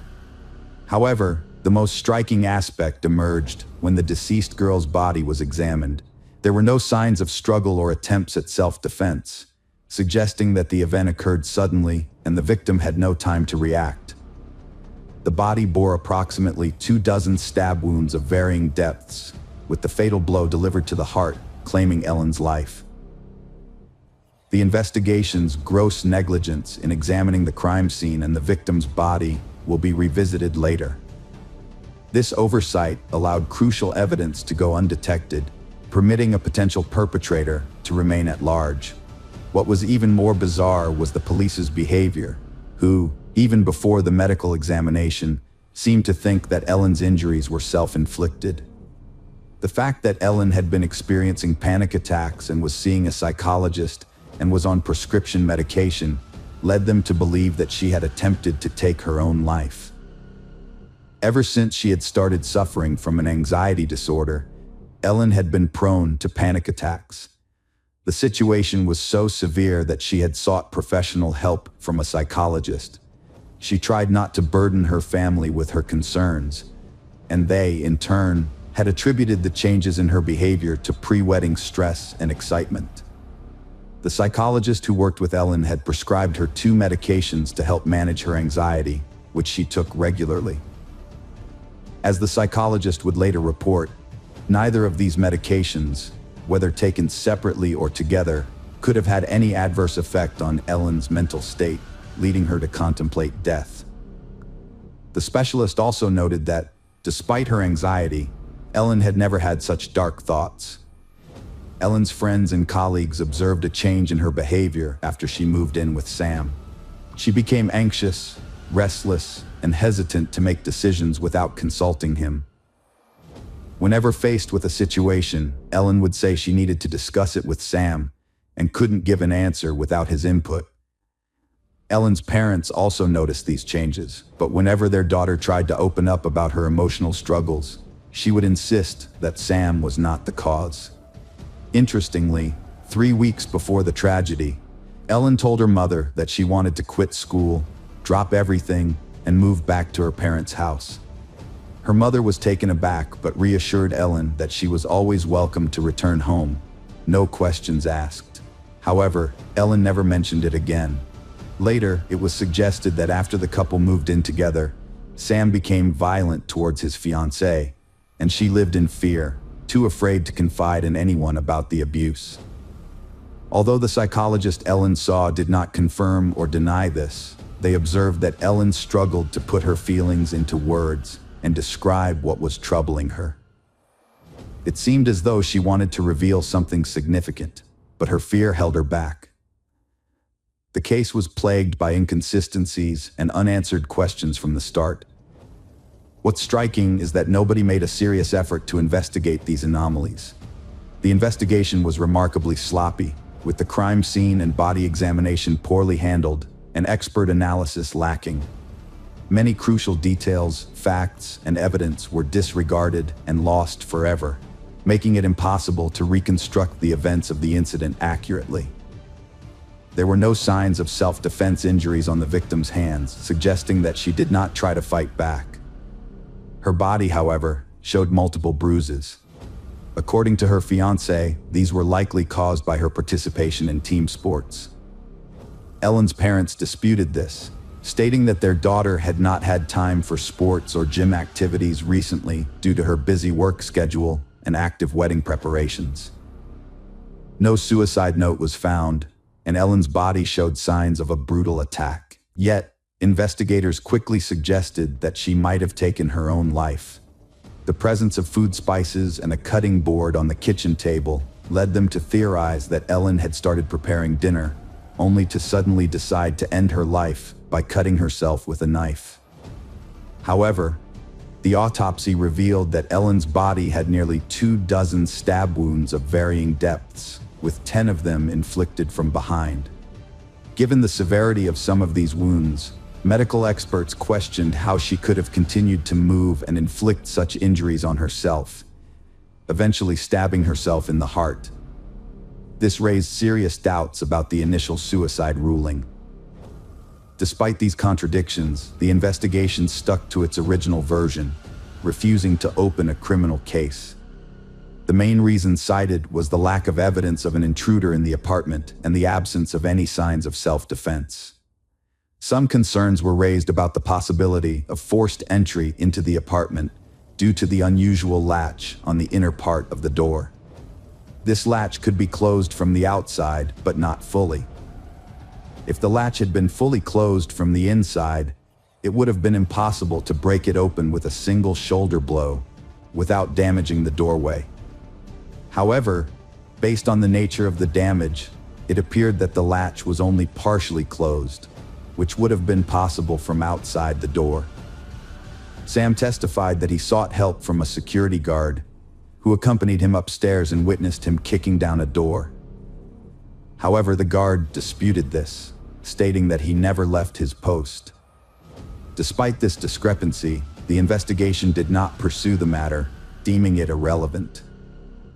The investigation reviewed footage from a single surveillance camera leading to the gym, which showed Sam walking towards the gym and then returning. Although it is possible that Sam exited through another passage and returned to the gym during the intervening time, his alibi was not investigated, and potential witnesses who could confirm or deny his presence at the gym were not interviewed. Sam didn't call the police until an hour after he discovered the door was locked, and his fiancée didn't respond to his knocking and shouting. When he finally made the call, the officer who took it noticed that Sam was acting strangely, despite his frantic screams and wails. The specialist was suspicious of Sam's behavior, thinking it was an act, because although he was calm enough to answer questions, his voice wasn't shaking when asked to start administering first aid. At first, Sam questioned the need to do so, then calmed down, and finally mentioned a knife stuck in his girlfriend's chest, which he claimed not to have noticed earlier. It's worth noting that before calling the police, Sam called his parents and his lawyer uncle, who arrived at the apartment before the police and went with Sam to the station to make a statement. The next day, Sam and his uncle went back to the sealed-off apartment to collect some personal belongings, taking all of Ellen's electronic devices, 2 laptops, a phone, and a tablet. A few days after the investigation began, detectives unexpectedly decided to examine the devices in question, only to discover that the search history contained queries related to suicide. When police officers arrived at the scene, they conducted a brief investigation and hastily concluded that Ellen had committed suicide. Even when new evidence came to light, they refused to reconsider their initial ruling. The sequence of events surrounding Ellen's wounds couldn't be determined, but it was clear that the fatal blow was to the heart. The medical examiner who performed the autopsy found this unusual and decided to conduct a further investigation. He sent a sample of Ellen's spine to a specialist to determine if her spinal cord was damaged. If it was, Ellen would have been paralyzed and unable to inflict the fatal wound herself. However, the specialist suddenly changed his mind, abandoned the investigation, and claimed that the spinal cord was intact. Despite this, the report was never attached to the case files. The authorities also overlooked the fact that, despite the extensive wounds on Ellen's body, there was very little blood at the scene, suggesting that someone may have cleaned it up. No one bothered to search for potential signs of blood being washed away. The luminol that could have been used to detect blood traces was ignored. Additionally, the trash cans in the apartment were not examined, which meant that any potential evidence they may have held was lost forever. The Greenberg family broke the devastating news to Ellen's parents about their daughter's death, as they were the first to arrive at the scene. Although Ellen's family lived several hundred miles away, they rushed to the location as soon as possible. Santa and George were in shock, refusing to accept that their daughter would take her own life. However, they were left with unanswered questions about the events of that night, and received only a vague conclusion with no criminal investigation. Frustrated, the Greenbergs' family decided to launch their own inquiry with the help of independent experts. A private detective, intrigued by the case, offered his services for free. After reviewing the evidence, the detective concluded that Ellen's body had been moved after her death, evident from a dried blood trickle from her nose to her ear and smeared stains on the floor resembling drag marks. Furthermore, a guard recalled that Sam, who had sought help, was wearing boots, not a tracksuit as he had claimed. Despite the presentation of new evidence and witness testimony, the parents of the deceased were once again refused a criminal case or further investigation. In addition, they were refused access to case files, which included a recording of Sam's phone call to the police and surveillance footage. Years later, a young officer joined the county's homicide unit as an assistant prosecutor. Having heard about the unsolved and unusual case while studying at the university, he decided to conduct a further investigation. During his inquiry, he discovered that the injury to the back of Ellen's head suggested she may have been attacked from behind, and that there was no evidence of a spinal cord injury, contradicting the official conclusion. After re-examining the preserved spine fragment, an independent specialist concluded that the spinal cord had suffered damage in multiple areas, making it impossible for Ellen to have caused further harm to herself. Despite this, the police declined to initiate criminal proceedings. In 2018, the coroner officially ruled that all 20 wounds were self-inflicted, but Ellen's grieving parents filed a new lawsuit in 2019, alleging that the coroner and experts had not done their jobs properly. Although the lawsuit was heard and settled, the trials did not begin due to the pandemic. Ellen's family, friends, and colleagues are convinced that she could not have taken her own life, citing her aversion to the sight of blood and low pain threshold. The parents created a social media page to share official documents, new information, and alternative theories. In the summer of 2022, the case was dismissed once again, but the Greenbergs managed to transfer it to the district attorney's office, where a new prosecutor took over and reopened the investigation, 11 years after the tragic events. However, to this day, the investigation remains unfinished. After the tragedy, Samuel made an effort to stay in contact with his estranged father-in-law and mother-in-law for the first year. However, he did not participate in the investigations they initiated. He refused to cooperate with the police and showed no interest in the case. He openly accepted the official account that his fiancée had inflicted the fatal injuries on herself. Samuel soon found comfort with another woman and married her just a year later. He and his new wife moved to a different state and ended all ties with the Greenberg family. Today, Samuel and his wife are raising 2 children together, and he tries to forget about his deceased ex-fiancée. Hello friends, welcome to our channel. Today we're going to take a look at another horrible case with you, the case of the Buchanan family. Molly met Adam Buchanan, a divorced father of 1, when she applied for an office manager position at his company. At the time, Adam was raising his son Nolan from a previous marriage on his own. Molly, a cheerful and sociable blonde, immediately caught the attention of the company owner, and the interest was mutual. They started a romance, which turned into a serious relationship, and Molly eventually moved in with Adam. Molly, who dreamed of a loving and friendly family, made an effort to build a strong bond with her stepson Nolan. Soon, she became pregnant, and they had a son named Gavin. Those who knew the Buchanans described them as a close-knit family of 4.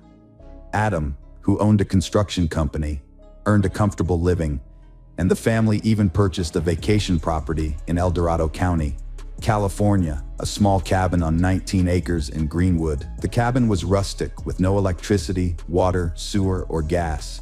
But Adam, being in the construction business, actively worked on remodeling it, and the family frequently visited the cabin.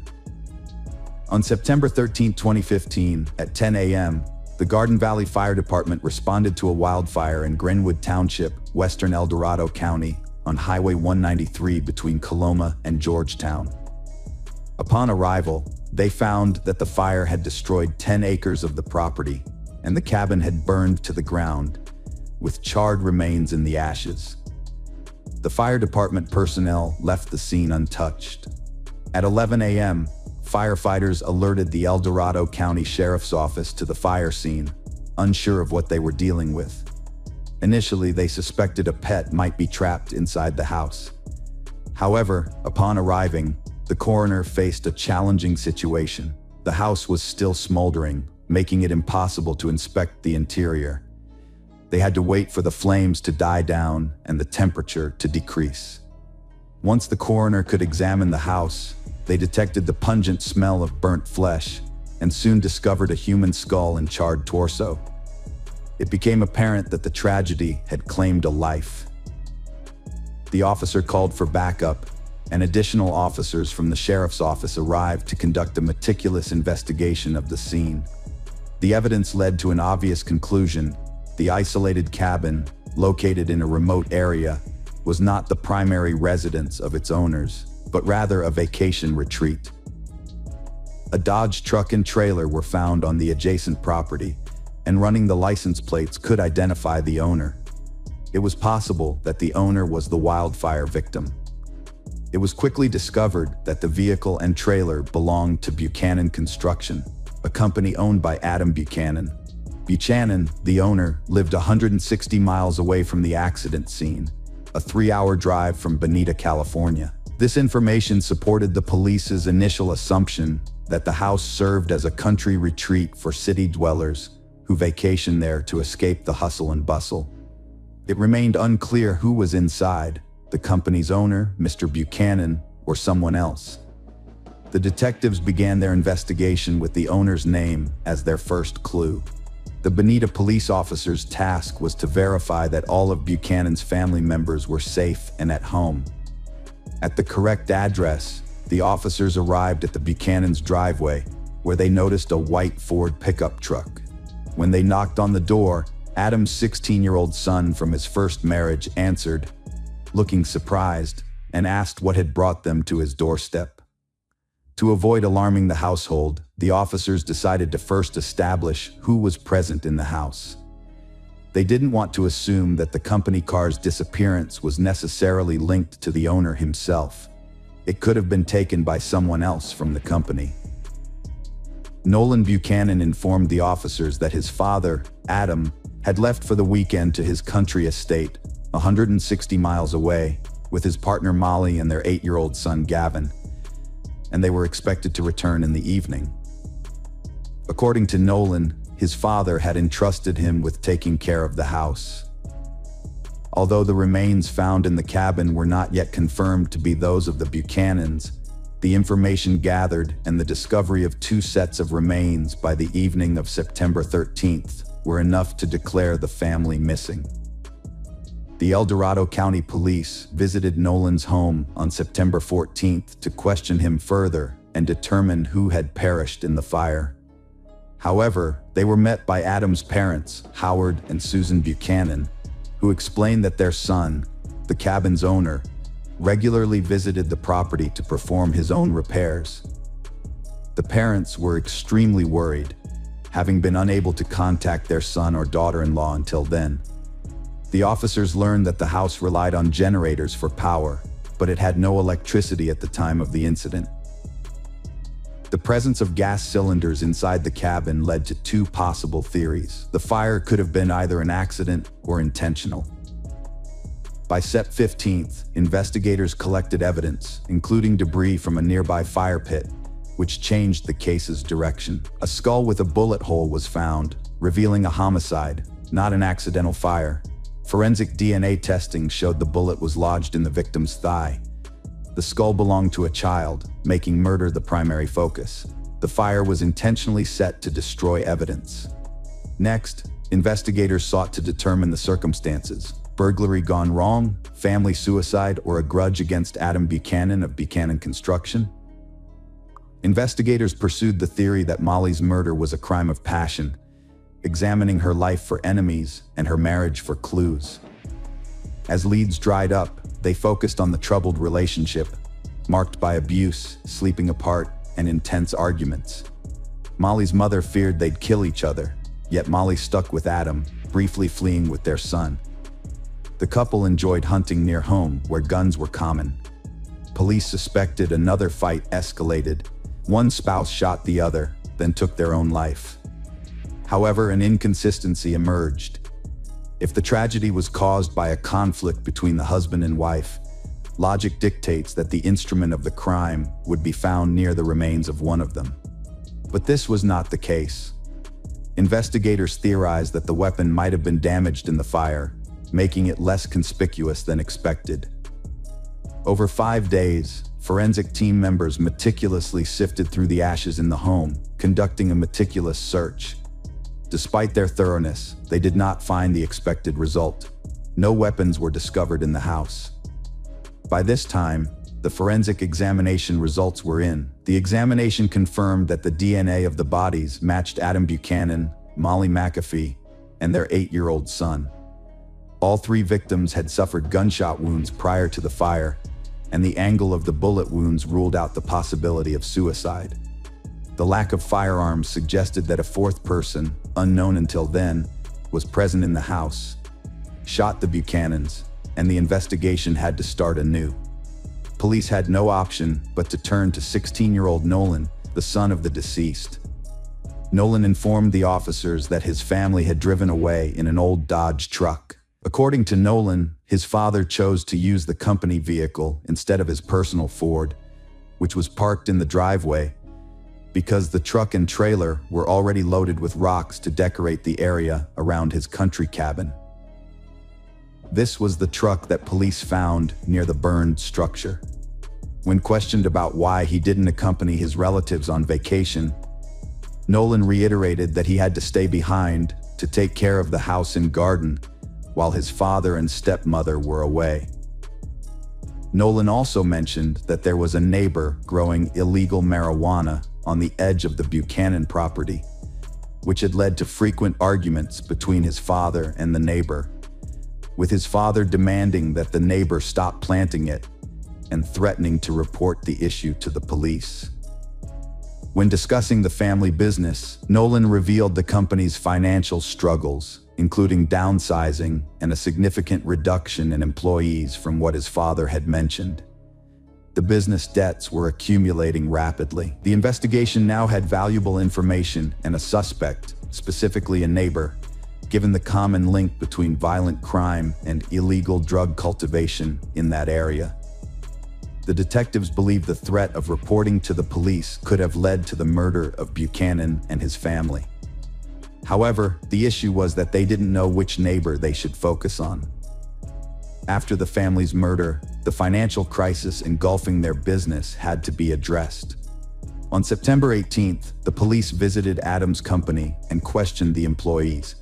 As Nolan had warned, the company was in dire straits, teetering on the brink of bankruptcy, with debts exceeding $30,000.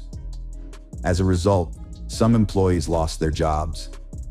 Interestingly, some of the fired employees were bitterly unhappy with their dismissal and could potentially be suspects in the crime. During a community cleanup, students found a purse with Molly McAfee and Adam Buchanan's IDs and a .22 caliber rifle hidden nearby. This led detectives to a new theory. The killer used the rifle and took their documents to cover tracks. The discovery was crucial because it suggested that the killer had gone to great lengths to reach Greenwood, murder the family, and then return to Bonita to get rid of the evidence. This suggested that the killer was likely a local resident of Bonita. The fact that the evidence was found near the location of Buchanan Construction reinforced the theory that the boss was killed by a disgruntled employee. Detectives sent the gun and the bag of documents to be examined and requested a warrant to search the company's records and premises. Here, during the search, they discovered a video surveillance camera installed on the firm's premises, which was directed not at the company's territory, but at the center of the parking lot. Since it was known that the family had gone out of town on Friday, the investigators reviewed Friday's footage and were surprised to find that Adam had attached a trailer filled with rocks to a white Ford F-150, not a Dodge truck as Nolan had initially told them. This discovery revealed that Adam had deliberately misled the investigation. If the white Ford had towed the rock trailer to the cabin, then someone must have driven it back and parked it in the driveway of the Buchanan family home. Investigators decided to re-interview Nolan, aiming to keep him safe while gathering as much information as possible. This time, they asked him specific questions, such as what movie he had seen at the cinema, how he had paid for shopping at the mall, and how he had paid for dessert on a date. Unaware of the implications, Nolan mentioned that he had used his father's credit card. The officers then applied for a warrant to search the Buchanan home in Bonita, search their vehicles, and examine their financial records. The Ford automobile sat in the driveway, its wheels caked with reddish soil, similar to that found in Greenwood. This suggested that the car had recently been driven on the dirt roads of Greenwood. If the Ford had been used for a trip earlier, some soil might have remained on the wheels, but it wouldn't have been as noticeable. Unfortunately, the fire had destroyed any wheel tread marks near the country house, but the dirt buildup indicated that the car had probably been to Greenwood recently. Further investigation revealed that Adam Buchanan had used his credit card on Friday, September 11th, at a Taco Bell fast food chain on his way to Greenwood. However, Nolan claimed he stayed home and didn't accompany his parents, and that he had the credit card in his possession. Detectives reviewed the security cameras at the diner and saw what they expected: a white Ford, not a truck. When they searched the Ford, they found a Taco Bell receipt dated September 11th that listed 4 drinks, not 3. Similarly, evidence collected at the scene of the fire pointed to 4 drink cups, indicating that Nolan had been in the car. On Saturday, September 12th, Adam and Molly used a credit card at the Valencia Club Bar in Penn, about 30 minutes from the cabin. This was a familiar spot for the couple, as they would often stop by after working on the cabin. Security cameras at the bar recorded the time they left, and traffic cameras on the highway helped track their route back to the cabin.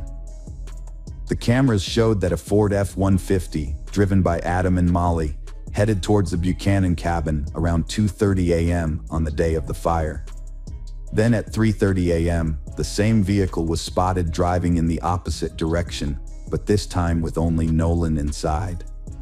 Later that morning, on Sunday, September 13th, Adam's credit card was used to make purchases at 3 different businesses in Bonita: Starbucks, McDonald's, and a gas station. The bank confirmed that Adam only had 1 credit card, which contradict Nolan's previous statements. By the time the forensic results were back, Nolan's fingerprints were found on the gun, leading to his arrest in the middle of a high school class. Nolan Buchanan maintained he was not guilty of the charges against him, and instead, he spun a tale claiming his father had shot the family, then pointed a rifle at him. Nolan said he took the weapon away in self-defense, accidentally shooting his father in the process. Nolan attributed his subsequent actions, including setting the house on fire, to a state of panic and extreme fear. Throughout the trial, the defense emphasized Adam's history of abuse towards Nolan and other family members. However, the medical examiner questioned the verdict due to the inconsistent angle of the bullet wound on Gavin's skull, suggesting it was fired at nearly a 90-degree angle. Nolan countered that he and his brother's beds were adjacent, and they were both awakened by the noise and screaming. He claimed to have seen someone enter the bedroom and shoot Gavin, then pointed the rifle at him. According to Nolan, he pushed the attacker away, which would have resulted in a shot fired at around a 45 degrees angle, contradicting the forensic evidence. The prosecution's theory is that Nolan killed his brother when they were alone in the house, while their parents were out at a bar. After waiting for his father and stepmother to return, Nolan shot and killed them as well, as evidenced by the position of the bodies. The sequence of events suggests that Adam was killed first, followed by Molly. Next, Nolan took the rifle, his parents' papers, doused the bodies with gasoline, and set the house on fire. He then went home, met up with his girlfriend, and spent the day with her, thereby establishing an alibi for himself. On July 13, 2018, a jury delivered a guilty verdict on 3 counts of first-degree murder against Nolan. As a result, he was sentenced to 150 years in prison, with the possibility of parole after 25 years. In announcing the sentence, Judge Kingsbury acknowledged the verbal and physical abuse Nolan had suffered, as well as the testimony that he killed his brother to spare him from further suffering at their father's hands. However, she also highlighted the premeditation of the crime, the subsequent arson, the creation of alibis, and Nolan's plans to take over the family business, which he had shared with relatives. The judge referenced Nolan's failure to comply with rules and erratic behavior, as reported by staff at the South Lake Tahoe Juvenile Treatment Center, where he was sent following his arrest. The judge informed Nolan that he, like anyone, has the opportunity to reform, and that if he exhibits good behavior, he may be eligible for parole in 25 years. Despite this, Nolan maintains his innocence, and if he is eventually granted parole, he will be required to pay a substantial amount of compensation to the victims, the exact sum of which has not yet been determined. Hello friends, welcome to our channel. Today we're going to take a look at another horrible case with you. The case of Lisa Harnum. Lisa Cecilia Harnum was born on June 12, 1981, in the Toronto suburbs of Canada as the second child in her family. She was raised alongside her older brother Jason, with whom she has always been very close. Their single mother, Joanna, brought them up independently, since their father left the family when they were very young and played no further role in their lives. Lisa and her brother had no memories of him. From an early age, Lisa grew up to be an active and purposeful girl. She participated in sports with her brother, attended martial arts classes, and enjoyed playing soccer and volleyball. However, her true passion was ballet, which she practiced at the dance studio for several hours daily. As a tall and slender child, Lisa's professional ballet training required a strict diet, which unfortunately had a detrimental effect on her growing body. During adolescence, Lisa developed anorexia as a result of her eating disorders. For a long time, she kept her problem hidden, believing she could overcome it alone. However, when her weight dropped to critically low levels, her mother intervened and had Lisa hospitalized for several months to recover and gain weight. After graduating, she pursued dancing classes and decided to enter the beauty industry. Alongside her university studies, she worked as a perfumer at a large cosmetics chain store, and in her free time, studied makeup and hairdressing techniques. When she turned 24, Lisa moved to Australia in 2005, driven by a desire for drastic change. She wanted to escape to a warmer climate and explore the world. On a 1-year work visa, Lisa traveled to another continent. Her mother, Joanna, accompanied her for the first few months to ensure a smooth transition. Once satisfied that her daughter was settled, Joanna returned to Toronto, confident that Lisa could take care of herself. Lisa settled in Sydney, renting a cozy apartment, and soon landed a job at a small local cosmetology company. Once her visa expired, she made the decision to make Australia her permanent home. To achieve this, she first extended her stay for another year, and then began preparing the necessary documents required to obtain Australian citizenship. Lisa faced challenges in her personal life, partly due to her preference for older men, possibly stemming from her absent father figure. In 2006, she started a romance with a coworker nearly twice her age at Sydney Cosmetics. They moved in together, and her family approved. They traveled extensively, but eventually broke up a year after their engagement. with the age difference likely a factor.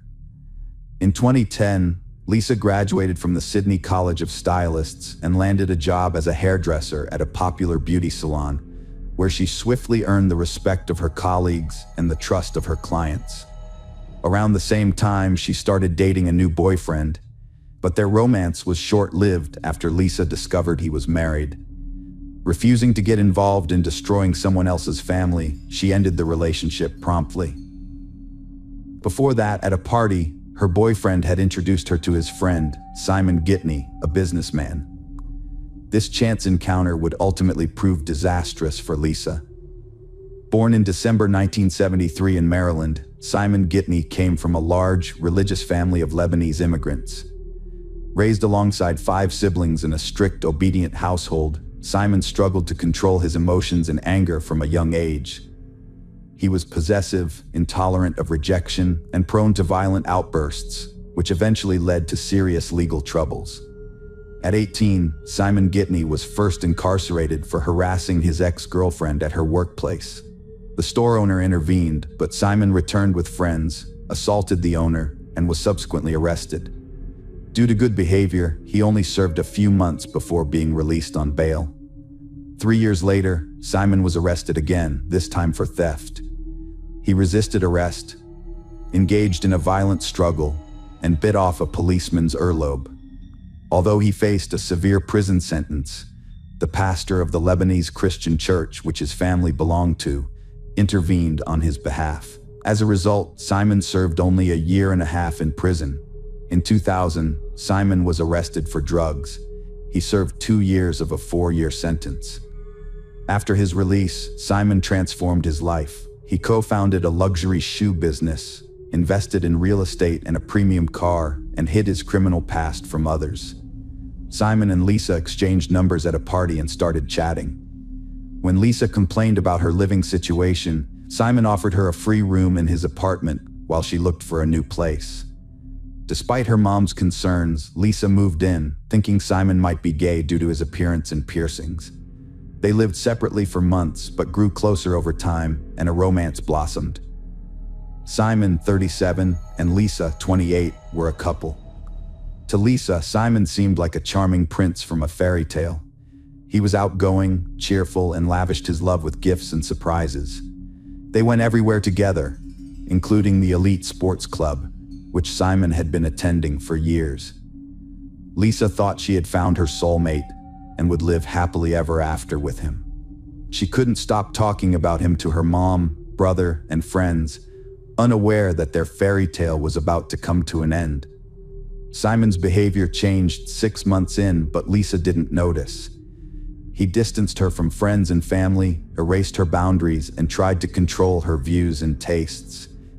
He convinced her to quit her job at a beauty salon where she was happy by throwing a scene and forcing her resignation.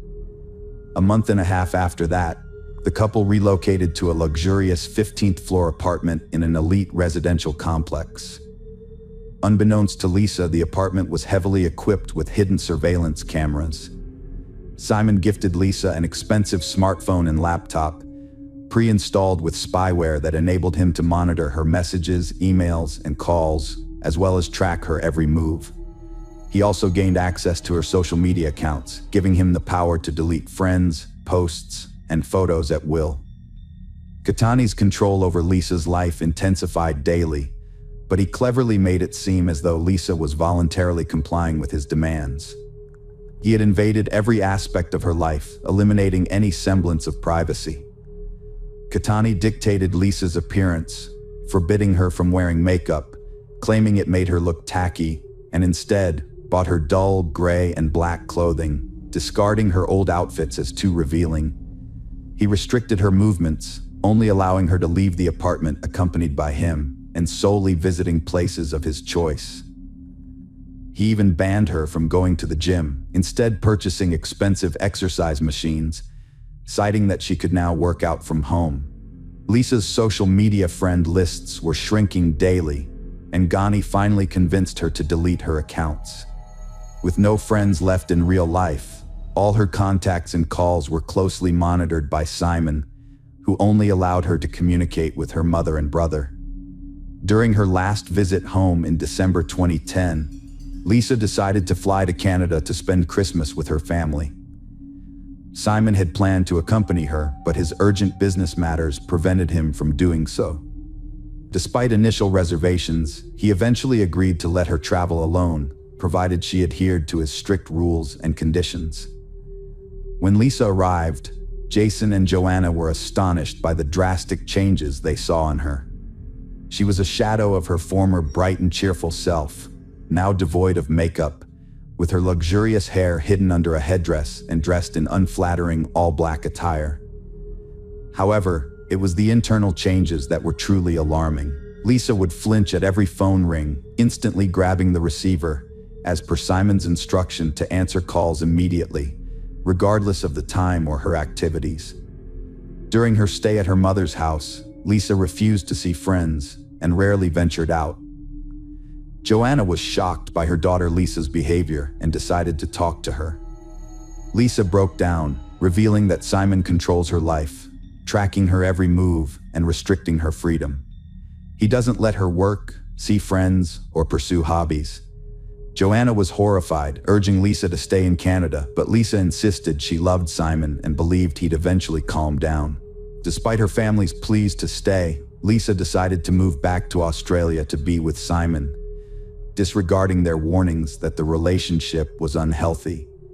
She reassured her mother that everything would be fine, saying Simon loved her and wouldn't harm her. However, after her return, the situation deteriorated significantly. Simon restricted her from leaving the apartment, and when they went out together, he demanded that she keep her eyes fixed on her feet, avoiding eye contact with other men. Moreover, he started calling her Cecilia, her second name, as he believed it was more respectable. In the spring of 2011, Lisa started complaining about pain in her leg, an old injury from her youth when she took ballet classes. Instead of taking her to the hospital, Ghani hired a female physical therapist to give Lisa massages 3 times a week at their home. The therapist soon became Lisa's closest friend and confidant, and Lisa openly shared her concerns about her difficult situation with her. On June 12th, Simon organized a birthday party for Lisa at the most expensive restaurant in Sydney, but the guest list only included his relatives and close friends. Lisa wasn't allowed to invite anyone she wanted, making it an isolating celebration. At the end of the evening, Simon proposed to Lisa by putting a ring on her finger. She accepted, but her tears were not of happiness. Instead, they were tears of desperation and hopelessness, noticeable to everyone present. Back home, Lisa called her mother and tearfully shared the news of her engagement. However, her mother, Joanna, was not pleased with the announcement. She tried to convince Lisa to end the relationship and return to Canada as soon as possible. Lisa asked her mother to avoid discussing this over the phone, as she had already realized that her fiancé, Simon, was eavesdropping on their conversations. Lisa attempted to focus on the upcoming wedding and started making plans. When she tried to discuss the details with Simon, he curtly dismissed her, informing her that he would select the venue, choose her dress, and create the guest list. Lisa felt utterly powerless, having no say in the matter. During a subsequent physiotherapy session, Lisa confessed that she couldn't continue like this, but felt trapped because Simon refused to let her go. The physiotherapist and Lisa devised a plan. At each session, Lisa would secretly pass some of her belongings to the therapist for safekeeping, all while ensuring Simon remained unaware of her actions. On July 28th, Simon rushed out of the house, leaving his laptop behind, which was unusual for him since he always carried it with him. Lisa seized the opportunity to investigate, and her worst suspicions were confirmed. She discovered a spyware program on the laptop, which Simon had used to obtain all her phone data and recordings of her conversations with her mother. Even more disturbingly, she found surveillance footage from the security cameras installed in every room of their apartment. On the same day, Lisa used her physical therapist's phone to call her mother and begged her to take the next available flight to come and rescue her from the apartment. However, Joanna couldn't drop everything immediately. She needed time to arrange a shift swap with a colleague. In hindsight, Joanna would always regret this delay. Back home, Simon quickly realized that his fiancée had discovered the spyware on his laptop. Lisa broke down in tears, trying to understand why Simon would do such a thing, but he justified his actions by claiming they were for her own good. On July 29th, an intense conversation took place between the young couple, a recording of which would later be presented in court. Lisa was overcome with emotion and asked to leave, but Simon remained calm and assured her that this would never happen, suggesting that she was suffering from mental health issues. On the morning of July 30th, 2011, Lisa woke up early, got dressed, and gathered her important documents and belongings in her purse. She locked herself in the bathroom and made a final phone call to her mother, warning her that if anything bad happened to her, it would be Simon's fault. It seemed Lisa was attempting to sneak out of the apartment while Simon slept, but unfortunately she was unsuccessful. What happened next is unclear, but according to neighbors, they heard a scream in the hallway. However, before they could react, the noise abruptly stopped, and exactly a minute later, a young woman fell to her death from the 15th floor balcony. Passers-by on the street also heard the scream and saw the body falling from a great height, but they didn't have time to understand what was happening. A man walking his dog that morning, who was closest to the scene, heard a noise and looked up. He saw a man holding something large, which he then threw down. When people arrived at the scene, they found a young woman lying on the ground, but despite their efforts, they couldn't help her. She died instantly, having suffered severe injuries. 3 minutes later, Ghani, still in his pajamas, ran out into the street, crying and saying he didn't know how he was going to live without his fiancée, claiming he hadn't caught her in time. At first, it seemed like an accident, but Ghani quickly claimed that his fiancée had intentionally ended her life. A note found in his pocket and a disturbing video suggested that something strange was going on. After the body was taken to the morgue and examined, a torn note was found in different pockets with the message, "There are cameras everywhere in the apartment." It's likely Lisa was afraid Simon would discover the note, so she ripped it into small pieces and scattered them among her pockets. An investigation revealed that indeed, multiple cameras were installed in the apartment, but the hard drive containing the recordings was nowhere to be found. Simon claimed that there were no video recordings at all. However, a surveillance camera in the communal hallway caught a disturbing scene. The short footage shows Lisa fleeing the apartment and calling for help, but Simon grabs her from behind, covers her mouth, and drags her back inside. This incident occurred just a minute before she fell off the balcony, and it was the scream that the neighbors heard. Ghani's laptop contained a recording of a conversation between Ghani and Lisa from the night before the tragedy, as well as spyware that Simon used to monitor his fiancée's activities. Simon claimed that he and Lisa had an argument that morning, during which she became hysterical and ran out into the hallway, screaming.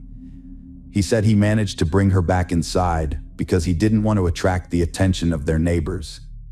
According to Simon, he then tried to call Lisa's mother, but she ran out to the balcony and jumped to her death just as he was doing so. Simon admitted that Lisa had previously threatened to take her own life, but he hadn't taken her warning seriously.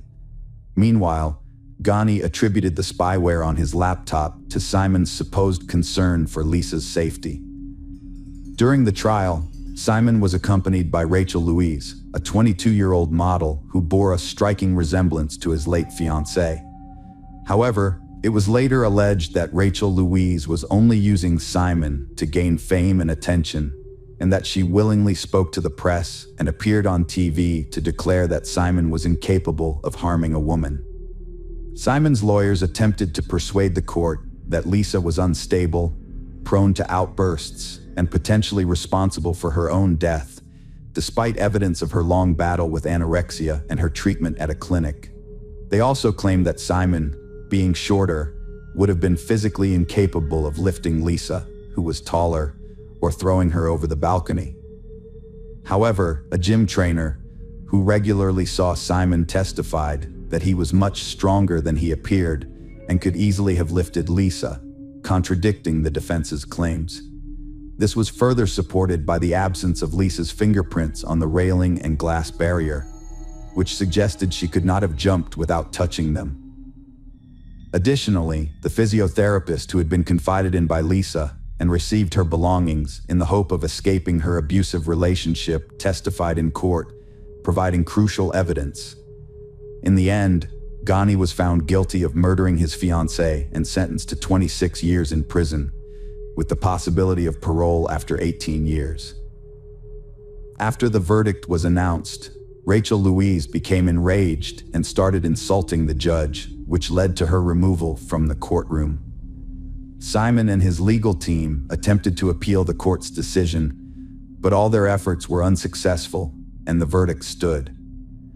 Following the verdict, Rachel ended her relationship with her boyfriend, citing in an interview that it was challenging to maintain a relationship while he was incarcerated, although she still believes he is innocent.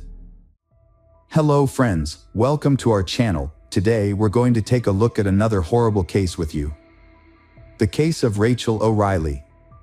Rachel O'Reilly was born in 1974 in County Dublin, Ireland. Her biological parents are unknown, but she was adopted at a young age by Rose and Jim Calley, who raised her along with their 4 other adopted children. Rachel was a responsible and driven child. She excelled in school, played sports, helped with household chores, and never caused any trouble. As she grew up, she became a sociable, open, and exceptionally kind person. She got along with everyone and avoided conflict whenever possible. As a teenager, Rachel was a skilled softball player, participating in numerous competitions and setting local records. Her closest relationship was with her adoptive mother, Rose, with whom she shared all her secrets and stayed in close touch even after she got married and had children of her own. Rachel decided to pursue a degree in marketing from a local university after completing high school.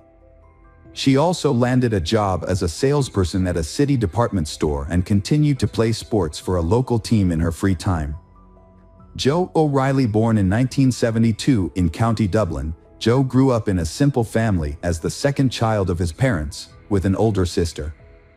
His parents instilled in him the value of hard work and self-reliance, not spoiling him or his sister.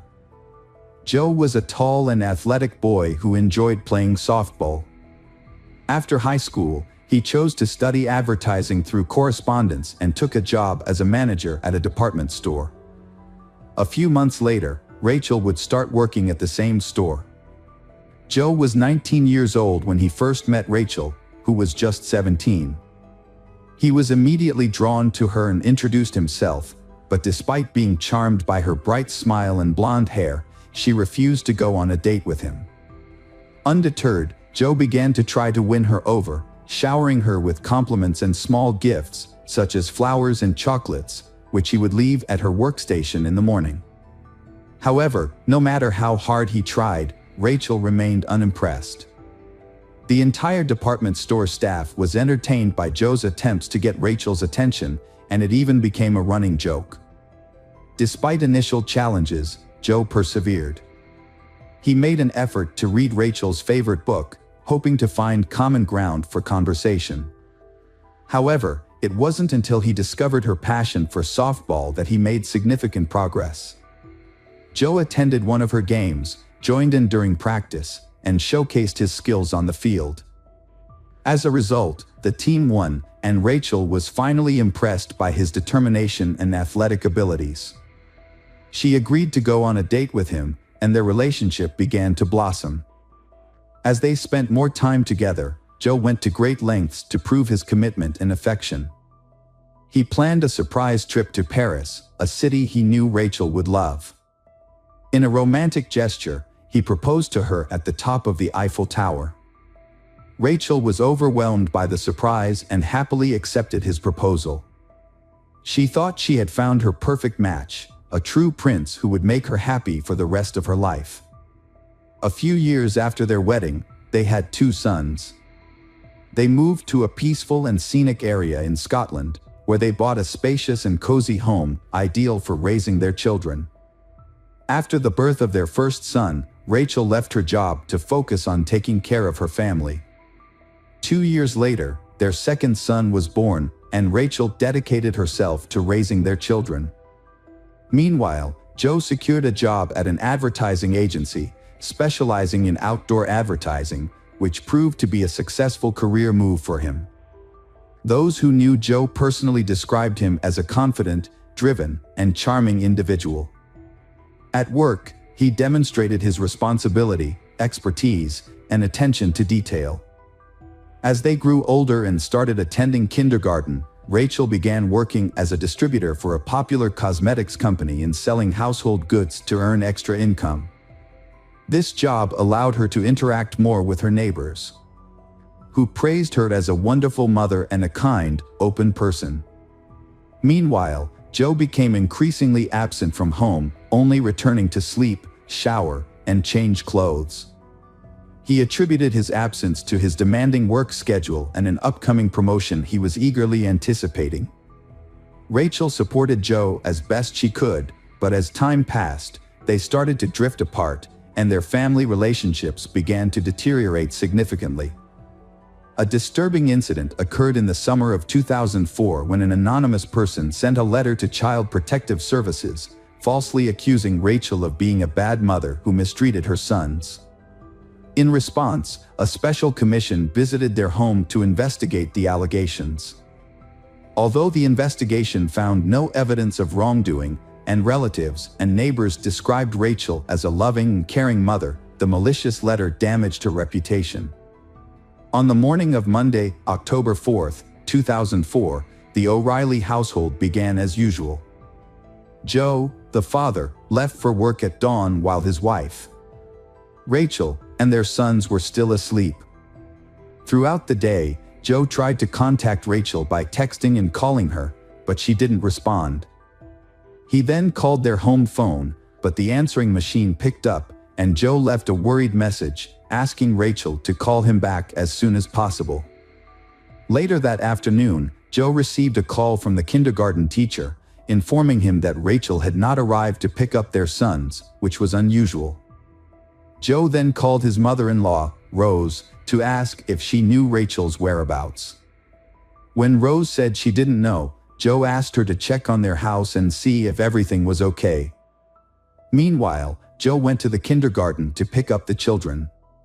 When Rose arrived at the house, she found Rachel's car in the yard, indicating that Rachel was home. However, the house was dark and quiet, and Rose's calls went unanswered. As Rose entered the house, she was immediately struck by the scene of chaos before her. Cabinets and drawers were open, with their contents scattered all over the floor, giving the appearance of a robbery. Upon entering the bedroom, Rose's was met with a horrific sight. Rachel lay lifeless on the floor, surrounded by a massive pool of her own blood. The walls, furniture, and even the ceiling were splattered with blood, and Rachel's tangled, bloody hair partially concealed her skull. In some places, the bare bones of her skull were visible. Rose rushed to her daughter, hoping against hope that she was still alive and could be saved. But when she touched Rachel's arm, she felt it was cold and stiff. It was clear that Rachel had been dead for hours, and there was nothing that could be done to help her. Overcome with grief and unable to collect her thoughts, Rose began screaming and calling for help. She then rushed to the phone to dial the police. Her screams alerted the neighbors, one of whom was a doctor. The doctor was the first to examine the body and confirm that Rachel was beyond help. When Joe arrived at the house, he was met with a crowd of people who had already gathered there. Upon learning of his wife's death, he was overcome with grief, screaming and running inside the house, exclaiming that he didn't believe the news. In the bedroom, he became hysterical beside his wife's body, crying and vowing to kill the person responsible for her murder.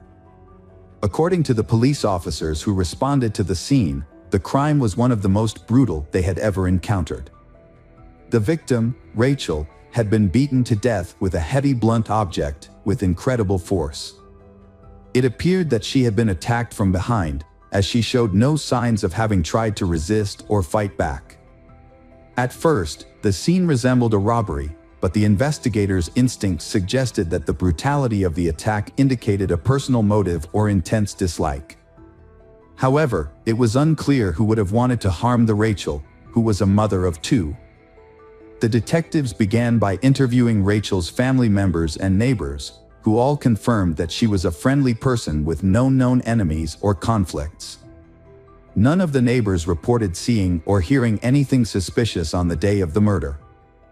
Joe provided an alibi, stating that he was at the bus depot on the other side of town for work, which could be corroborated by a coworker. The scene looked like a robbery, but nothing valuable was taken. A 1,000 euro note was left untouched on the bedside table, and another stash of money was found in a kitchen cupboard, also untouched. A jewelry box on the dressing table was disturbed, but only a pair of chains and earrings were missing, found separately in a drawer. The homeowner reported that a digital camera, silverware, and one of his dumbbells, likely the murder weapon, were missing.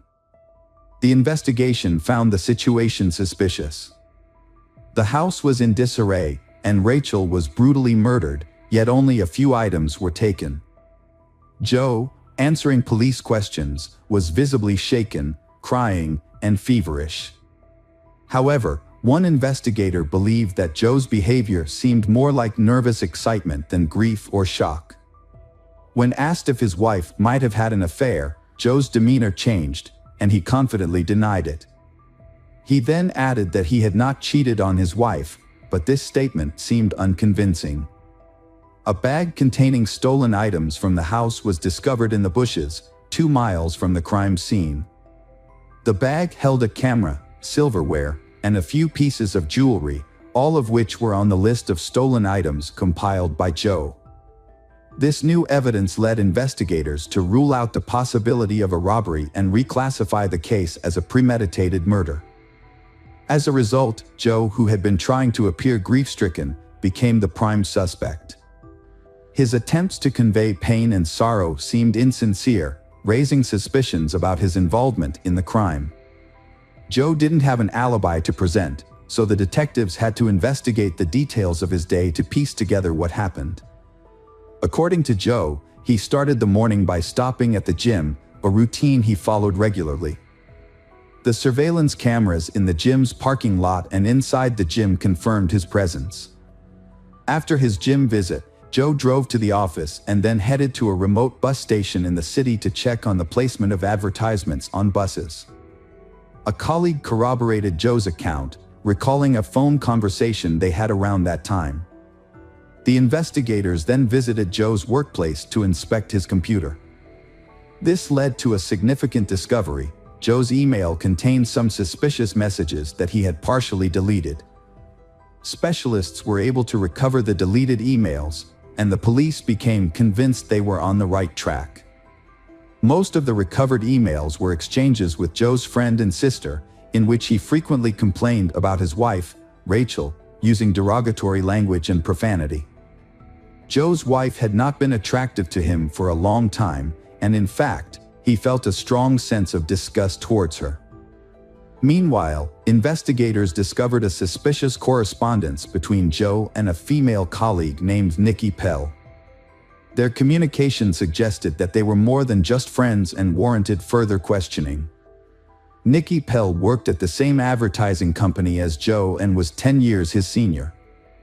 Despite their age difference, they had begun an affair. It was unclear when exactly their workplace romance started, but it was evident that Joe spent a significant amount of time with Nikki, often staying late into the evenings and even nights. Joe's wife was unaware of this and was misled into believing that he was busy with work. What was even more alarming was the content of Joe's messages to Nikki, in which he promised that they would soon be together, referring to her as a potential stepmother to his children with his wife, Rachel. Such messages raised suspicions, especially considering that in the event of a divorce, the children would likely remain with their mother. Joe initially denied having an affair, but when faced with irrefutable evidence of his infidelity, he was forced to admit to secretly dating Nikki for some time. Although they had reportedly broken up for over a week before the incident. This revelation raised questions. Following the discovery of the body, the O'Reilly house was sealed off as a crime scene, and no one was allowed to enter while the police conducted a thorough investigation. During this time, Joe stayed with his sister, and the children stayed with their grandparents. At the funeral, Joe was surprisingly calm and appeared to avoid the casket containing his deceased wife's body. When it was his turn to say goodbye, he did so hastily and without emotion. As he left, he appeared unconcerned, saying that the casket could be closed and buried once the family was allowed to return home. When they returned, everything in the house appeared to be in the same condition as the day of the murder, except for the body on the floor. Joe asked his in-laws to accompany him to the scene of the crime, and they agreed, thinking he needed their emotional support. However, as they walked around the room where Rachel had been murdered, Joe began to speculate about the killer's actions. He graphically described the attack, pointing to dried blood spatters and reenacting the blows with his arms. Joe suggested that the perpetrator might have washed his hands and the crime weapon in the bathroom before taking it with him. Although his detailed and unsettling account seemed like an attempt to process his grief, his parents-in-law couldn't shake the feeling that he was reenacting the crime. Rose, in particular, secretly suspected that Joe might have been the one who killed their daughter. Immediately following the funeral, Joe began aggressively seeking media attention.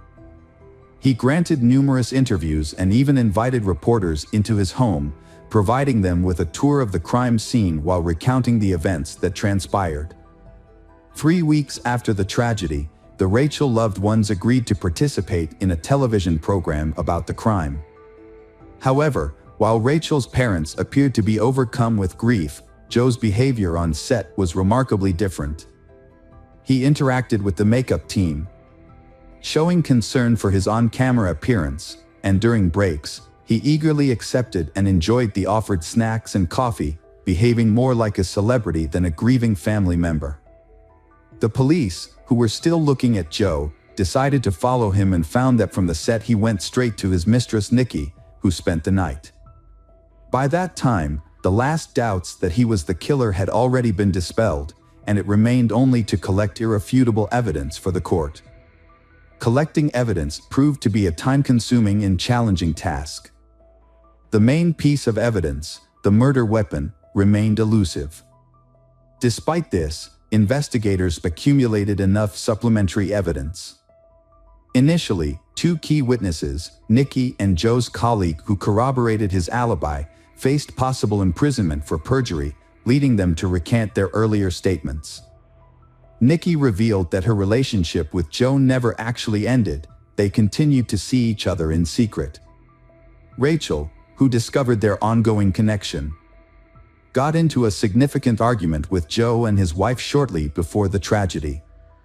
In contrast, Joe's colleague, although previously vouching for his whereabouts, could not confidently attest that Joe was at the bus station across town at the time of his wife's murder.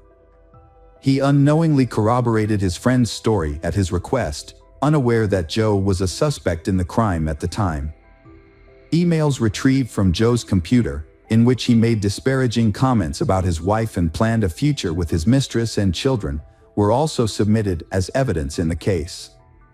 Joe made a deliberate attempt to create an alibi by going to the gym and ensuring he was caught on camera.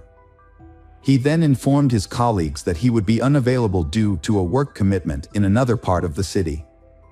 However, instead of going to the bus station as claimed, Joe went home, armed himself with a dumbbell, and hid in the bedroom, waiting for his wife to return from taking the children to kindergarten. He launched a surprise attack on her from behind, leaving her no opportunity to defend herself. After committing the crime, Joe, who later admitted his actions, cleaned the blood from himself and the murder weapon in the bathroom next to the bedroom. He then changed his clothes, scattered his belongings around the house to make it appear like a robbery had occurred, and headed to work. While on his way to the office, Joe got rid of the items he had taken, disposed of the bloody clothes and dumbbells, and made several attempts to cover his tracks by calling his wife's phone, sending her messages, and leaving voicemails asking her to call him back. At the office, Joe exhibited unusual behavior, appearing overly excited and showing signs of nervousness, as evident from his slightly shaking hands. Some of his colleagues noticed his unusual behavior and asked if he was okay, but Joe seemed flustered and, instead of responding, quickly retreated to his office. Shortly after, he received a call from the daycare center informing him that no one had picked up their boys. Instead of rushing home, Joe sent his mother-in-law to discover his daughter's disfigured body first. He believed he had covered his tracks and that his guilt would be impossible to prove. However, his desire for fame and public attention ultimately worked against him. Although most of the evidence against Joe was circumstantial, he was not arrested until 2 years after the crime. His guilt was ultimately proven by tracing his movements on the day of the murder, using data from a cell phone he had kept with him. Notably, at the time of the murder, Joe's cell phone signal was tracked to the home, a fact later confirmed by phone records. Furthermore, it was revealed during the trial that the anonymous letter sent to Child Protective Services, which made false accusations against Rachel, was actually written by Joe's mother at his request. Joe's motive for the murder was to gain sole custody of the children in the event of a divorce. To achieve this, he attempted to discredit Rachel by portraying her as an abusive mother. However, social services found no evidence to support these claims, and Joe decided to take more drastic action. Joe showed no remorse in the courtroom, smiling and chatting with his lawyers as if he was confident he would be acquitted. However, in the summer of 2007, the court delivered a guilty verdict and sentenced him to life in prison. Despite the defense team's efforts to appeal the decision, all their attempts were unsuccessful. Interestingly, Joe's relationship with his mistress, Nikki, continued even after his imprisonment. She visited him regularly for many years, but they suddenly lost contact in 2022. Throughout his imprisonment, Joe has maintained his innocence and has been a model inmate, never causing any trouble. He hopes that this good behavior will eventually make him eligible for parole. Welcome back, detectives. Let's dive into another horrible case, the case of Patrick de la Cerda. Patrick de la Cerda was born in June 1992 in Miami, Florida, a city known for its picturesque metropolitan area. His father, Max Dira, was a native of Spain, while his mother, Patricia Ranza, was born and raised in France before moving to the United States in the 1980s, where she met and married Max. Patrick grew up in a warm family environment where he was surrounded by love, care, and mutual respect. He was a kind, intelligent, and sociable person who excelled in school and had a large circle of friends. From a young age, Patrick was very close to his parents, who prioritized his education and well-being, providing him with every opportunity to grow into a capable and responsible individual. Patrick's father was a dedicated and skilled professional in the construction industry. Although the family was not wealthy, they were considered well off by the standards of the big city. After completing high school, Patrick decided to follow in his father's footsteps and pursue a degree in construction. However, during his time at university, his parents made the difficult decision to divorce after nearly 25 years of marriage.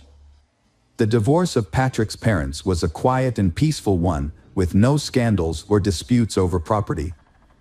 After the separation, his mother moved to Deltona, a small town on the east coast of the state, where she eventually remarried.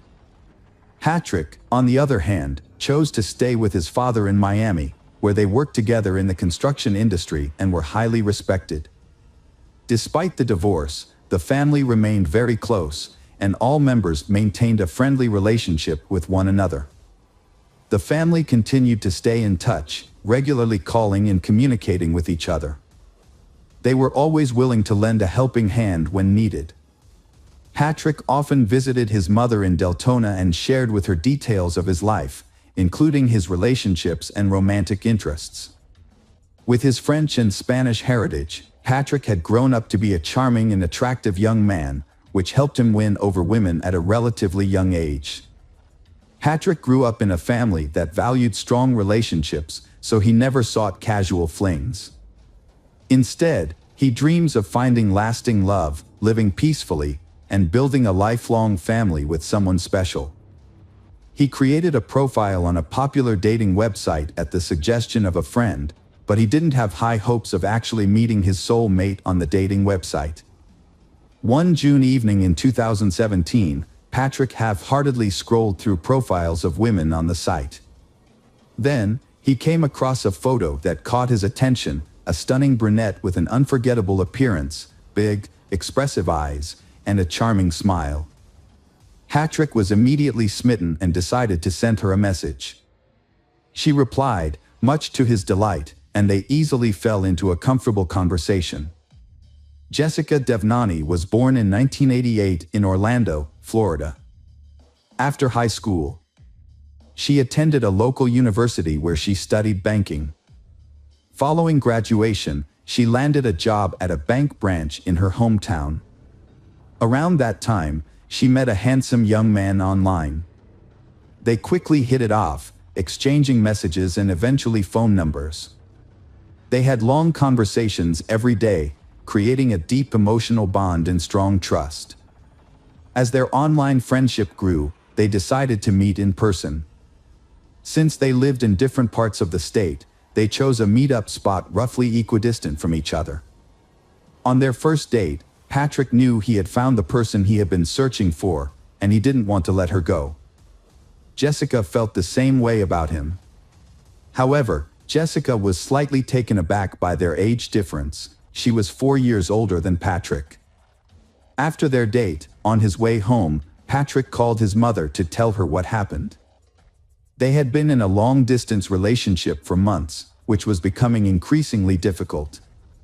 Due to the distance between them, they could only see each other on weekends, and even then, they had to meet at a location convenient for both of them. Usually, they will rent a cozy hotel room in a secluded spot and use the time to enjoy quality time together. However, by Sunday night, they would have to return to their respective homes, as they had work commitments on Monday mornings. In December 2017, Patrick made a significant decision. He relocated to Delton, where his mother lived, in order to be nearer to his girlfriend. He purchased a house in a quiet neighborhood and began making repairs to create a welcoming home for Jessica. Although she couldn't move right away because of work, but they made plans to get together again and have a housewarming party in early spring. They had a special celebration planned on New Year's Eve. To surprise Jessica, Patrick set up a fireworks display in the backyard, getting down on one knee to make his romantic proposal as they gazed up at the festive lights.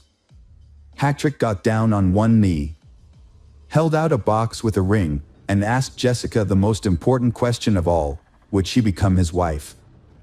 Overjoyed, Jessica happily agreed.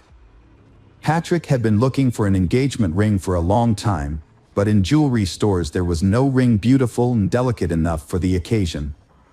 He chose the best auction possible to propose before the new year, but he also had a custom ring made from a jewelry shop, designed by himself. Patrick's engagement was just 2 months old, and the wedding preparations were well underway. His choice of partner had been approved by their parents, and they was overjoyed as they prepared to start a new life together. They had plans for a grand celebration, either in Miami on the shores of the Atlantic Ocean or in France, where the groom's mother was from, on February 27, 2018. On that day, Patrick's father, Max, received a call from a courier while he was at work.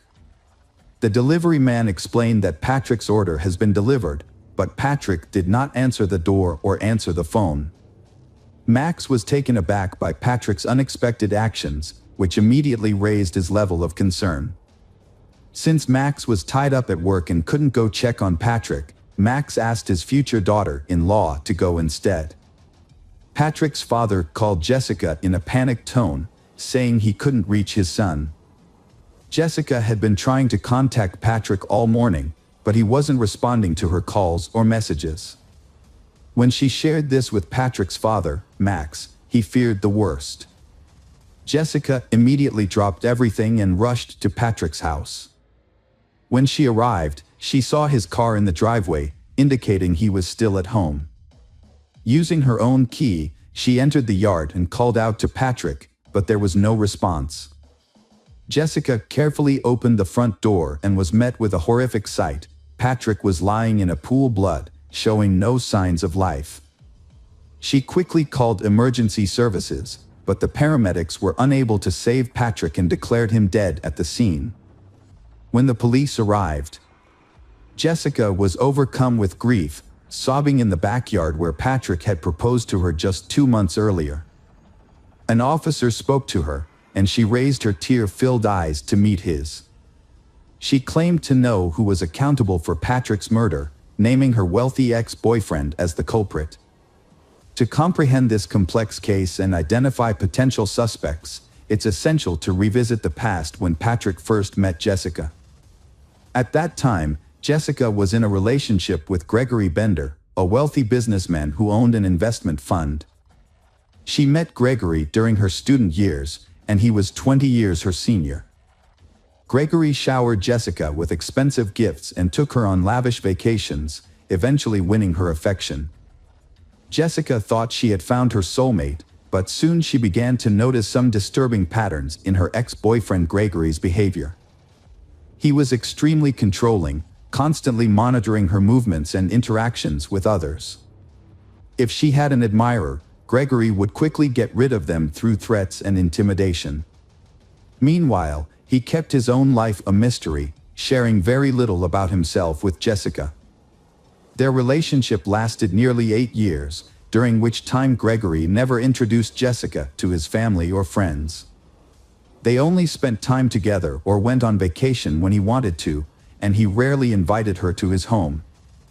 Gregory claimed he was too busy, but Jessica longed for a normal family life and children.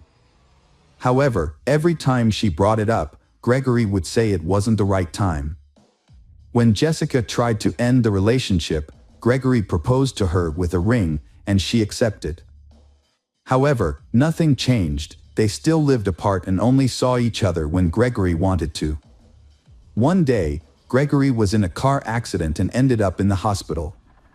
When Jessica rushed to his side, she decided to stop by his house to pick up some things for him. That's when she encountered a woman she had never seen before. Instead of introducing herself, the stranger asked Jessica who she was. Jessica showed her the ring on her hand and that she was the landlord's fiancée. Jessica later found out that Gregory was married to someone else, Diora Sanchez Bender. Devastated, Jessica immediately broke off the relationship. However, Gregory really wanted to keep her, begging for forgiveness and promising to divorce his wife and marry Jessica in the future. Jessica eventually gave in and continued the affair, but as time went on, nothing changed, and Jessica became exhausted. Jessica changed her life and started dating someone new, Patrick, through a dating website. She then ended her relationship with Gregory and informed him that it was over. But Gregory did not give up and started to do worse things. Gregory asked Jessica to reconsider their relationship. He then became aggressive, and he resorted to threatening and harassing her. Realizing that Jessica had moved on, Gregory turned to private investigators to hack into her online accounts and find out who she was talking to. He soon discovered Patrick's identity and contact information. Then, Gregory started sending threatening messages to Patrick. Patrick received threatening messages from Gregory, Jessica's ex-boyfriend, who demanded that Patrick end his relationship with Jessica, referring to her as his fiancée. After receiving the threats, Patrick remained calm because he thought they would not come true. However, Jessica is scared because she knows Gregory's aggressive nature and that he has a large collection of weapons. She suggested breaking up with Patrick to avoid any potential harm, but Patrick refused. They decided to report the incidents to the police, providing evidence of Gregory's stalking and threats. They obtained a restraining order, which prohibited Gregory from approaching or contacting them. Additionally, Gregory was required to surrender his firearms. For a while, the situation seemed to calm down, and they thought they had finally found peace. Nevertheless, Jessica convinced Patrick to install CCTV cameras around and inside their home, fearing that Gregory might violate the restraining order. Let's go back to the events of February 27, 2018. During the initial crime scene inspection, investigators quickly ruled out robbery as a motive. Instead, they believed the murder was personally motivated, given the nature of Patrick's injuries, which suggested a deep-seated hatred. Patrick, 25 years old, had 4 gunshot wounds, 1 in the thigh, 1 in the chest, and 2 in the head. The body also showed signs of a fall from a ladder. The body was found on the floor between the front door and the stairs leading to the second floor. Investigators theorized that the killer likely snuck into the house and waited for the owner, Patrick, on the second floor. When Patrick entered the house and began to climb the stairs, the killer ambushed him, shooting him in the thigh. As Patrick rolled down the stairs, the killer followed, shooting him in the chest and then twice in the head. The murder weapon, a rare pistol, was not recovered, but several shell casings were found at the crime scene. The police found 3 casings at the scene, but a 4th one was missing. This led investigators to suspect that the killer might have taken it as a souvenir. The initial suspect was Patrick's neighbor, a U.S. Army veteran who had a history of conflict with Patrick. The veteran had been involved in combat and had suffered a severe head injury, which led to the development of a mental disorder. The veteran was skilled with firearms and had access to rare guns. In a previous incident, the veteran had mistakenly shot at his neighbor, thinking he was a burglar. After his release, the veteran continued to harass the victim, accusing him of being a spy and threatening to expose him. The investigation initially centered around the veteran with a history of mental health issues, as his unusual behavior and mindset suggested a possible motive for the crime. Although he truly hated Patrick, he still had an alibi for the time of the murder, confirmed by many witnesses. As the police looked for evidence and attempted to provoke a response from the perpetrator, it became clear that the crime was not a robbery gone. As the house was undisturbed and valuables remained untouched. The only items missing were the hard drives containing video surveillance footage, making it impossible to identify who entered and left the house that day. Furthermore, no evidence was found at the crime scene. Forensic experts were unable to find a single fingerprint, shoe print, or DNA trace, suggesting that the murder was meticulously planned and executed. Although the investigation suspected Gregory's involvement, it seemed likely that he would escape justice due to the lack of concrete evidence. The police asked Jessica to help them with a secret plan to catch her ex-boyfriend, Gregory, off guard. She agreed to make the call, and as the police had hoped, Gregory answered. Jessica tried to lure him into a conversation, but it quickly became apparent that he had anticipated the trap and was not falling for it. Gregory seemed unflappable as Jessica confronted him about Patrick's death. When she accused him directly, he acted shocked and even offered her his condolences. Despite her best efforts to get him to lose his cool, he didn't give away any incriminating information.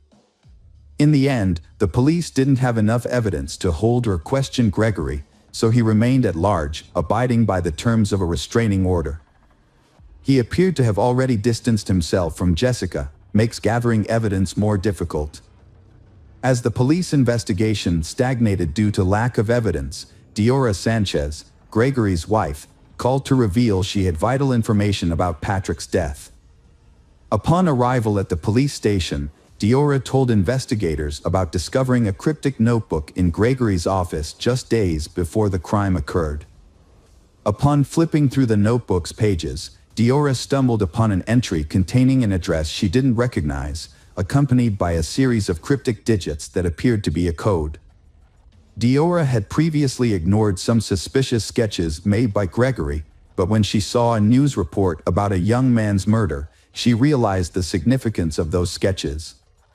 The crime scene's layout matched the drawings Gregory had made.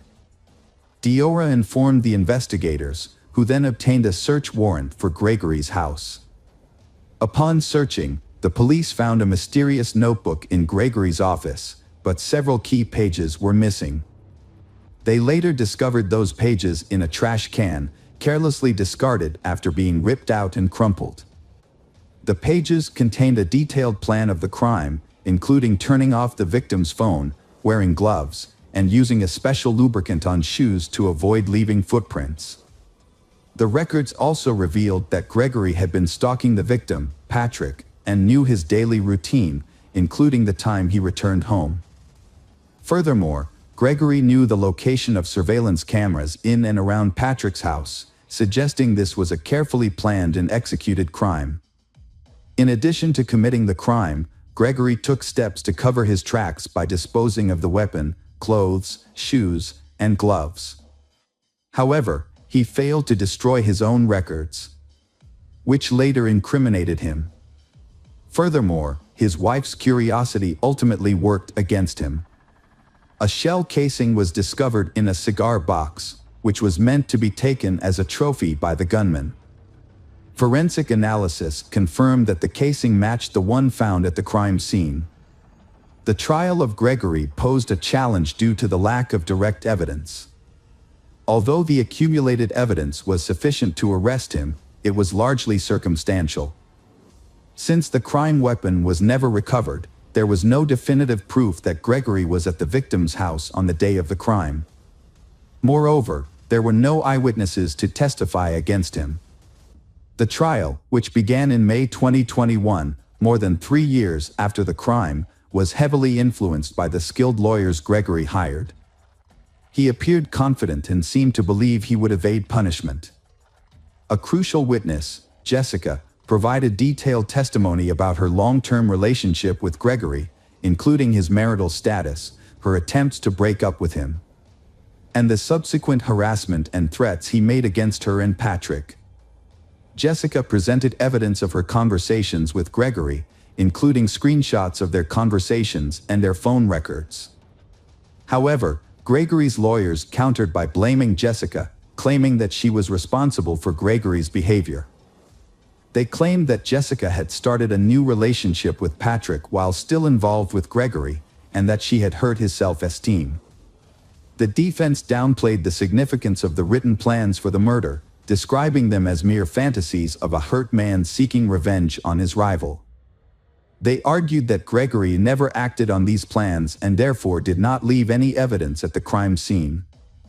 Additionally, the lawyers claimed that the search of Gregory's home was conducted illegally and with procedural errors, suggesting that the shell casing found there could have been planted. The crime weapon was never found, and Jessica's identification of the gun model was uncertain. She had previously seen a similar gun in her boyfriend's collection, but she wasn't familiar with firearms and could have been mistaken. The defendant's ex-wife, Diora Sanchez, was called to testify. During her testimony, the defendant, Gregory, unexpectedly professed his love for Diora. This declaration seemed to affect Diora, and her testimony became unclear. Diora claimed to have forgotten some details and ultimately stated that she doubted Gregory's capability for murder, given their long history together. Despite the defense's efforts to challenge the search of Gregory's home and the lack of direct evidence, the jury found him guilty of first-degree murder after hours of deliberation. Gregory was given a life sentence with no possibility of parole. As the judge read out the sentence, the defendant fixed Jessica with an intense stare, not blinking once. His glare made her feel nauseous. Jessica sat next to Patrick's mother and suddenly burst into uncontrollable sobs, finding it hard to breathe. Despite multiple attempts by Gregory's lawyers to appeal the verdict, all their efforts were unsuccessful. The case attracted public attention, with many outraged that a wealthy businessman had brutally murdered a working-class man and attempted to escape justice. Patrick's story was widely reported in the press, and Gregory remains in prison to this day.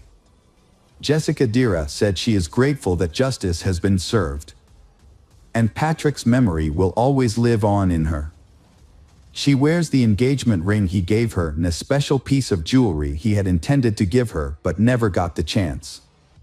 Jessica remains close to Patrick's parents, who have welcomed her into their family as one of their own. Hey detectives! Welcome back. We've got another mysterious case to explore. The case of Tanya McKinley. Tanya McKinley was born on January 25, 1961, in the small town of Milton, Florida.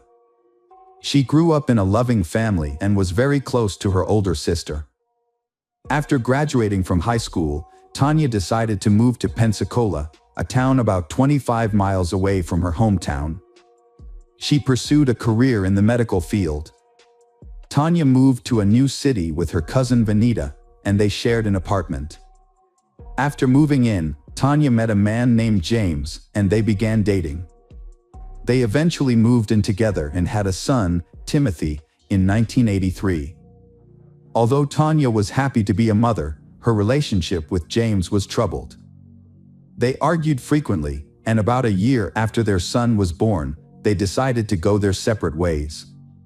By the end of 1984, Tanya was temporarily living with Vanita, who was now married with 2 children. Tanya planned to find her own place as soon as possible.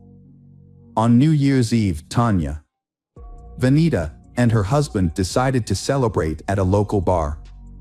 They left their children at a late-night daycare.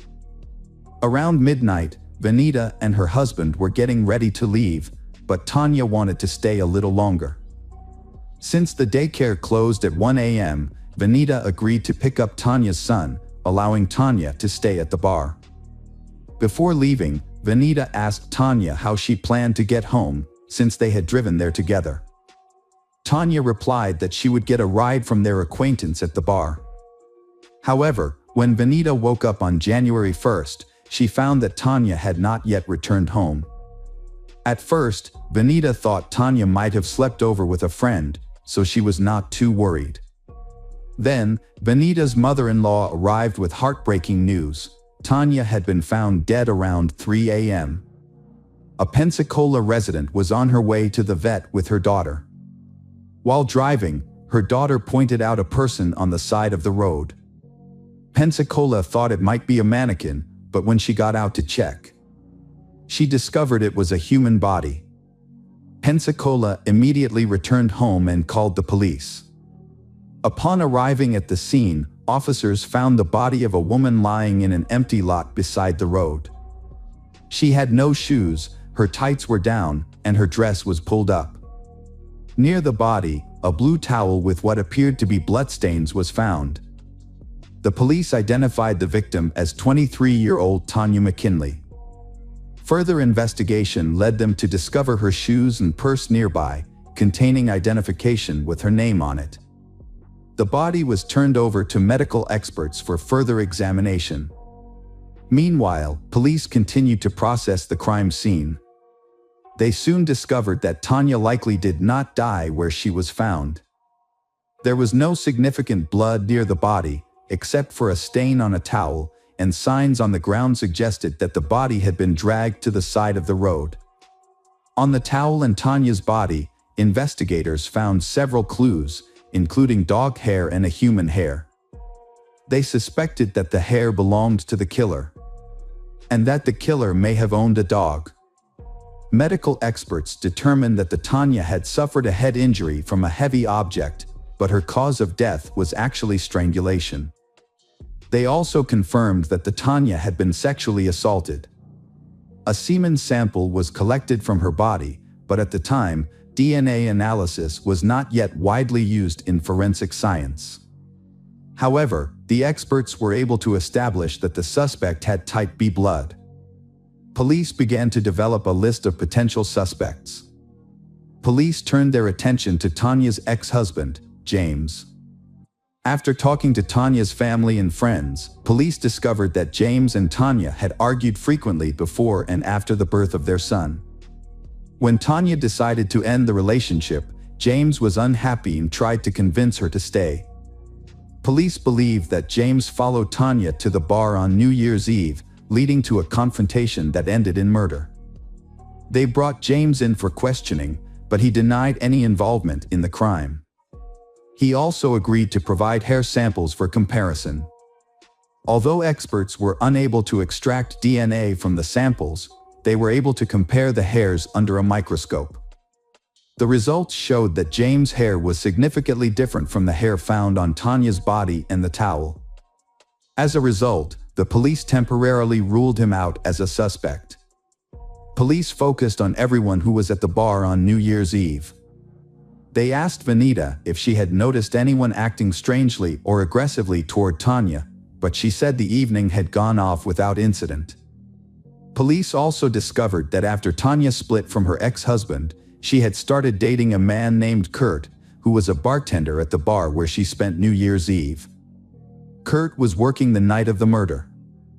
When questioned, Kurt denied any involvement in the crime, claiming he had gone to a New Year's party with friends after his shift. The police reviewed all the testimony and concluded that Kurt had enough time to commit the crime.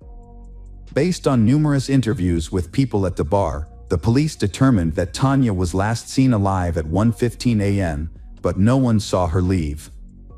The police also spoke with local residents where the body was discovered. A family reported driving past the scene at around 2 a.m. and were certain that there was no body at that time. This meant that Tanya was killed about 1.5 hours after she was last seen alive.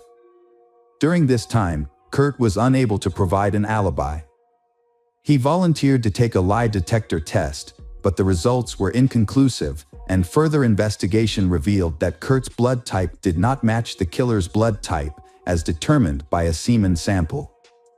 As a result, Kurt was cleared of the crime. Unable to analyze DNA from the killer's semen, and with no witnesses or concrete evidence, police could only assume that the perpetrator likely lived in the area where the body was discovered. The case had been closed for years due to lack of concrete evidence. Timothy, who was only 18 months old when his mother died, was raised by his father and Tanya's family. Together, they kept the truth about his mother's death a secret. When Timothy was 14 years old, he was informed that his mother had died in a car accident. As Christmas approached that year, out of curiosity, he searched his father's closet for his present, and Timothy stumbled upon a shocking letter addressed to television host Montel Williams, written by his father himself. In a letter, Timothy's father wrote asking for help in solving the murder of Timothy's mother, Tanya. The letter included a detailed account of the crime, which was the first time Timothy learned of his mother's tragic fate. Years later, in the early 2000s, police reopened Tanya's case, hoping that advances in DNA technology might help identify the killer. Police sent all available evidence to a lab for analysis. Experts discovered that the blood on a blue towel near Tanya's body came from a man, not Tanya. They created a DNA profile of the unidentified man and uploaded it to the FBI database. But there were no matches. The case was put on hold until 2015, when it was reopened, 30 years after the murder. Through investigation, the police discovered from the FBI's archive database that a person had some similarities with the DNA found at Tanya's crime scene. However, the match was not strong. To investigate further, the police learned about the person's family background and even contacted his relatives for assistance. These relatives cooperated and provided DNA samples for comparison. Unfortunately, the DNA analysis showed that his family was not involved in Tanya's death, leaving the police with no new leads. In 2018, a journalist named Tony Adam became interested in Tanya's case. Tony contacted the police offering help, and the police became suspicious of his involvement. Tony joined the investigation despite having no background in criminal investigations. The police, who had made little progress in the case, hoped that Tony's involvement wouldn't hinder the investigation. In 2019, a year after Tony got involved, police decided to identify the killer's relatives. This time, they enlisted the help of Parabon, a genetic genealogy company, and expanded the search to include primarily the DNA of known criminals. Parabon expanded its search to public genetic databases, which were much larger in scope.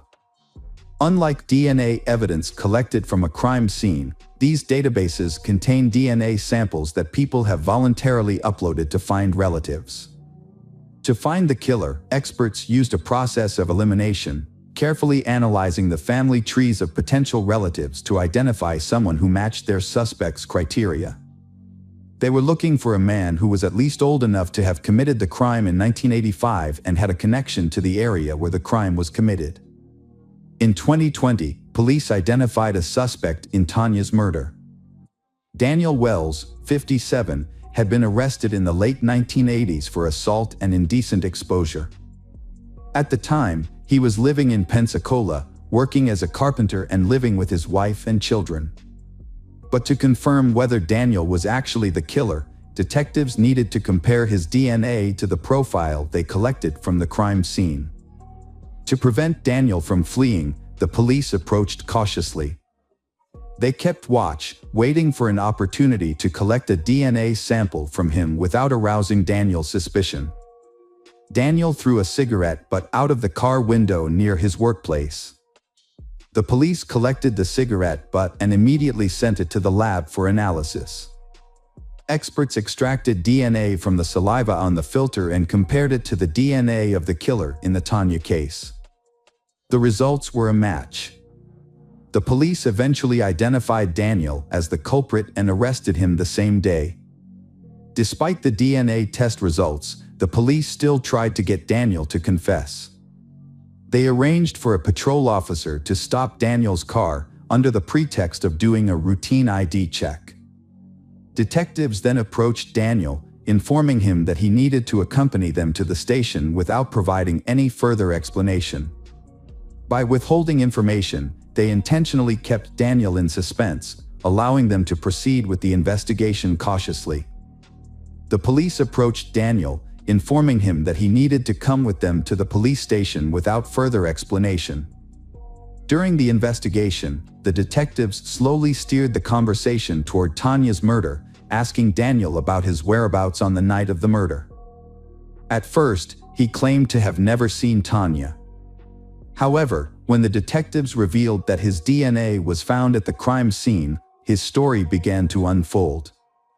As the questioning continued, Daniel's denials became increasingly unconvincing, and he grew more and more agitated. Detectives made it clear that the DNA evidence was irrefutable and that he would face consequences for his actions. As the interrogation continued, Daniel denied his guilt and became increasingly agitated. The police said the DNA evidence was incontrovertible and he would face the consequences for his actions. Faced with the evidence, Daniel finally broke down and began to speak. He and Tanya went to his house, where they had sex after drinking. However, an argument broke out, the argument escalated, and in a fit of rage, Daniel picked up a heavy wooden cutting board and hit Tanya over the head. When he realized she was dead, Daniel panicked and dumped her body in a location where it was later discovered. On his way back, Daniel discarded the Tanya's belongings and returned home. When questioned about the dog hairs found on the Tanya's clothes and towel, he attributed them to his roommate's black Labrador. Contrary to Daniel's claim that Tanya died from a head injury, the medical evidence clearly showed that the cause of death was strangulation. In a possible chain of events, Daniel struck Tanya in the head, but when he realized she was still alive, he resorted to strangling her. The police gathered enough evidence to arrest him for murder. Police then contacted Tanya's family, including her son Timothy, to inform them of the developments in the case.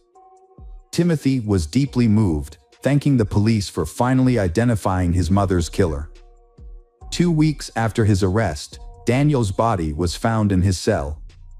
An investigation confirmed that he had committed suicide. Hi everyone, thanks for returning. Let's unravel another perplexing mystery. The case of Georgia Williams. Georgia Williams was born on September 17, 1995, in Telford, Shropshire, England. She grew up in a close and loving family with her parents, Lynette and Steve Williams, and her older sister Scarlett. From an early age, Georgia demonstrated a kind and thoughtful nature, consistently looking for ways to help others and make those around her happy. This admirable quality eventually becomes her weakness. Despite being bullied in middle school, but Georgia's life improved in high school. She made a group of friends and became a well-liked and popular student. Her kind nature and good leadership skills helped her win the position of class monitor. She pursued her passion for helping others by joining the Air Cadets Corps, with the ultimate goal of becoming a medical officer in the Royal Air Force. At 17, Georgia started working at a local gas station, where she quickly became friends with her coworkers. One of them was Jamie Reynolds, a 22-year-old man who seemed quiet and isolated from the rest of the group. Georgia, being a kind and caring person, reached out to Jamie in friendship, wanting to help him feel less alone. Thanks to her efforts, Jamie started to fit in at work, participating in group activities and making friends with his coworkers. As time went on, Jamie developed strong feelings for Georgia, seeing her as the only person who had shown him kindness and believed in him. Feeling hopeful, Jamie started to think that maybe Georgia felt the same way about him. Emboldened by his newfound confidence, he mustered the nerve to express his true feelings to Georgia and inquired if she would be open of a romantic relationship. However, Georgia, being considerate of Jamie's feelings, let him down gently. She explained that she didn't want to ruin their friendship by getting romantically involved. Jamie seems to respect Georgia's choice and tries to maintain their friendship. However, he is actually harboring an increasingly unhealthy obsession with her. One day, while they were working together at the gas station, Jamie opened up to Georgia about his unhappiness with his life. He told her that he wanted to quit his job and pursue his true passions. Jamie had always dreamed of turning his passions into a career, and Georgia was eager to support him. One day, they started talking about his hobbies, and Jamie revealed his love for photography. Georgia saw an opportunity and encouraged Jamie to pursue it as a career.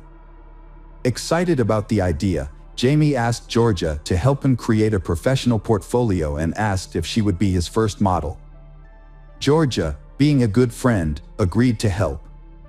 They scheduled a photo shoot for Sunday, May 26, 2013, at Jamie's parents' house, with a few mutual friends joining in. However, as the day approached, Georgia found herself in a difficult situation. Her family was hosting a barbecue, and her grandparents, whom she hadn't seen in a long time, would be attending.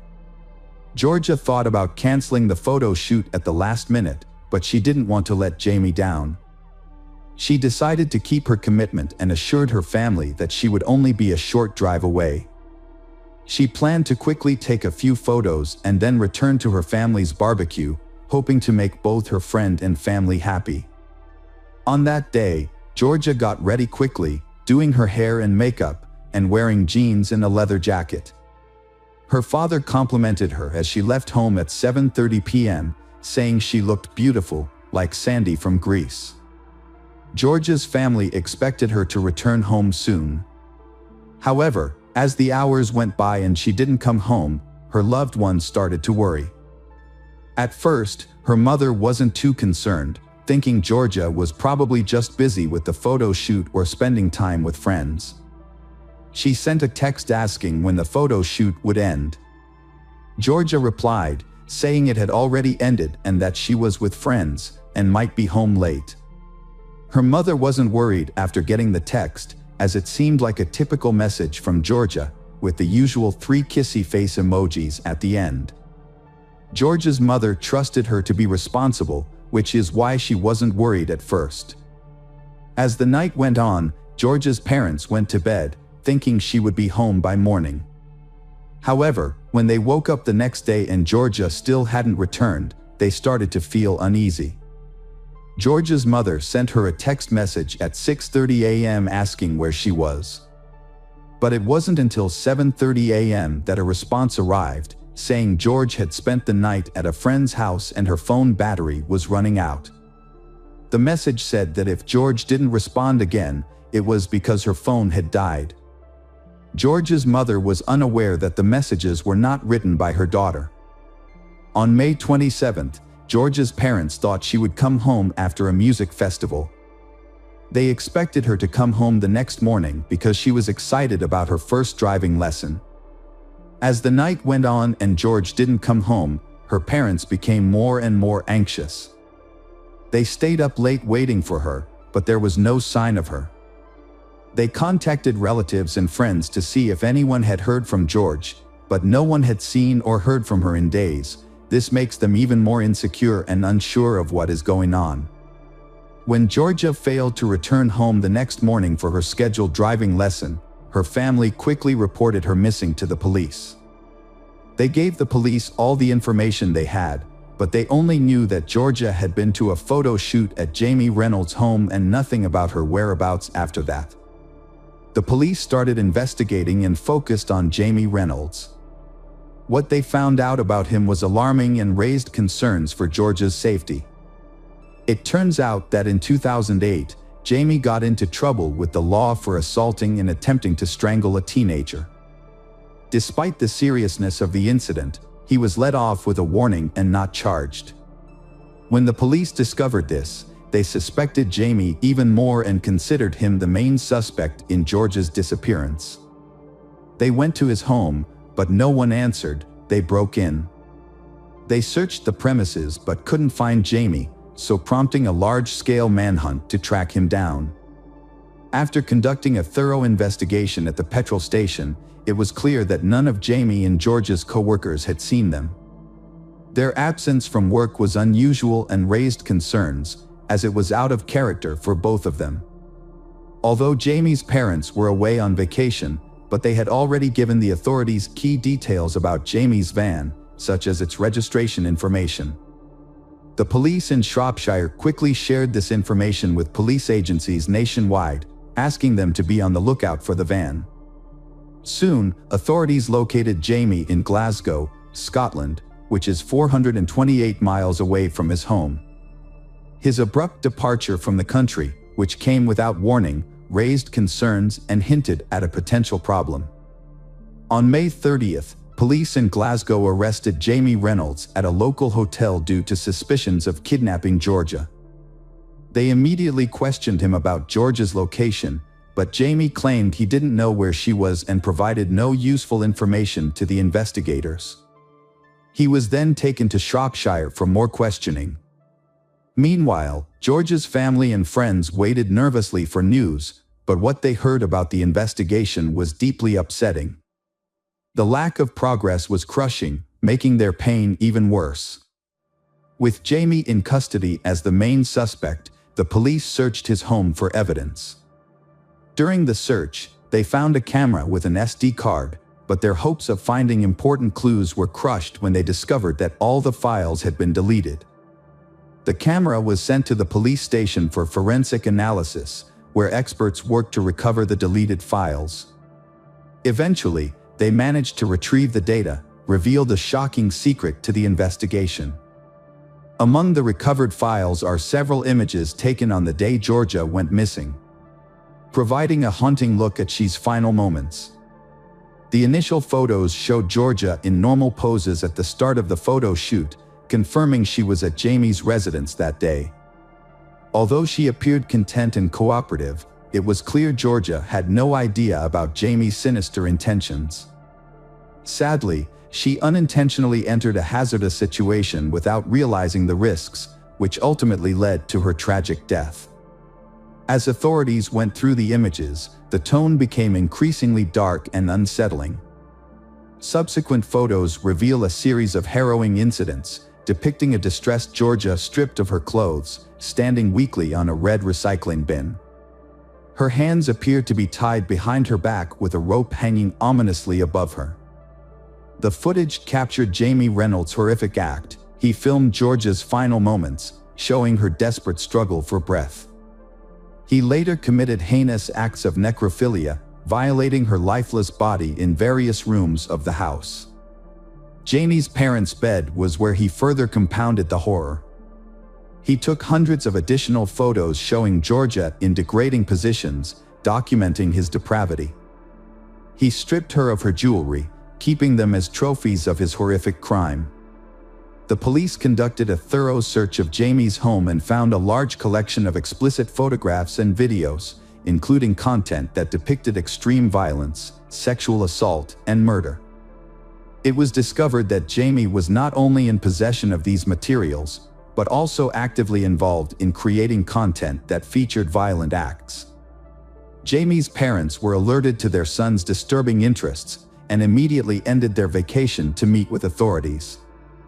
They revealed that Jamie had been exposed to violent and explicit content from the age of 14.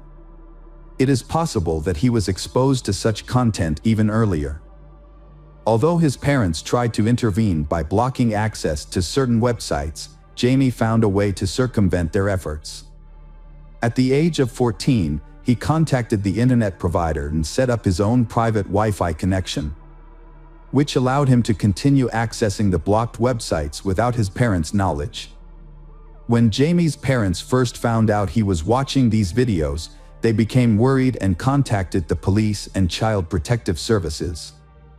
However, the authorities said they couldn't take any action because watching such content wasn't against the law. As the police looked into the matter further, they found a set of notebooks containing 40 separate stories written by Jamie. These stories were centered around harming, sexually assaulting, and murdering women.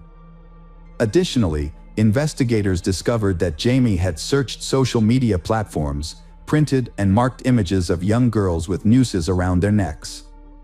One of the stories, titled "Georgia Williams Surprised," has a very similar plot to the incidents that led to Georgia's death. Authorities believe this narrative may have been a pre-planned scenario, intended to be carried out from the start. Jamie began writing this narrative in January and finished it just 3 weeks before the murder.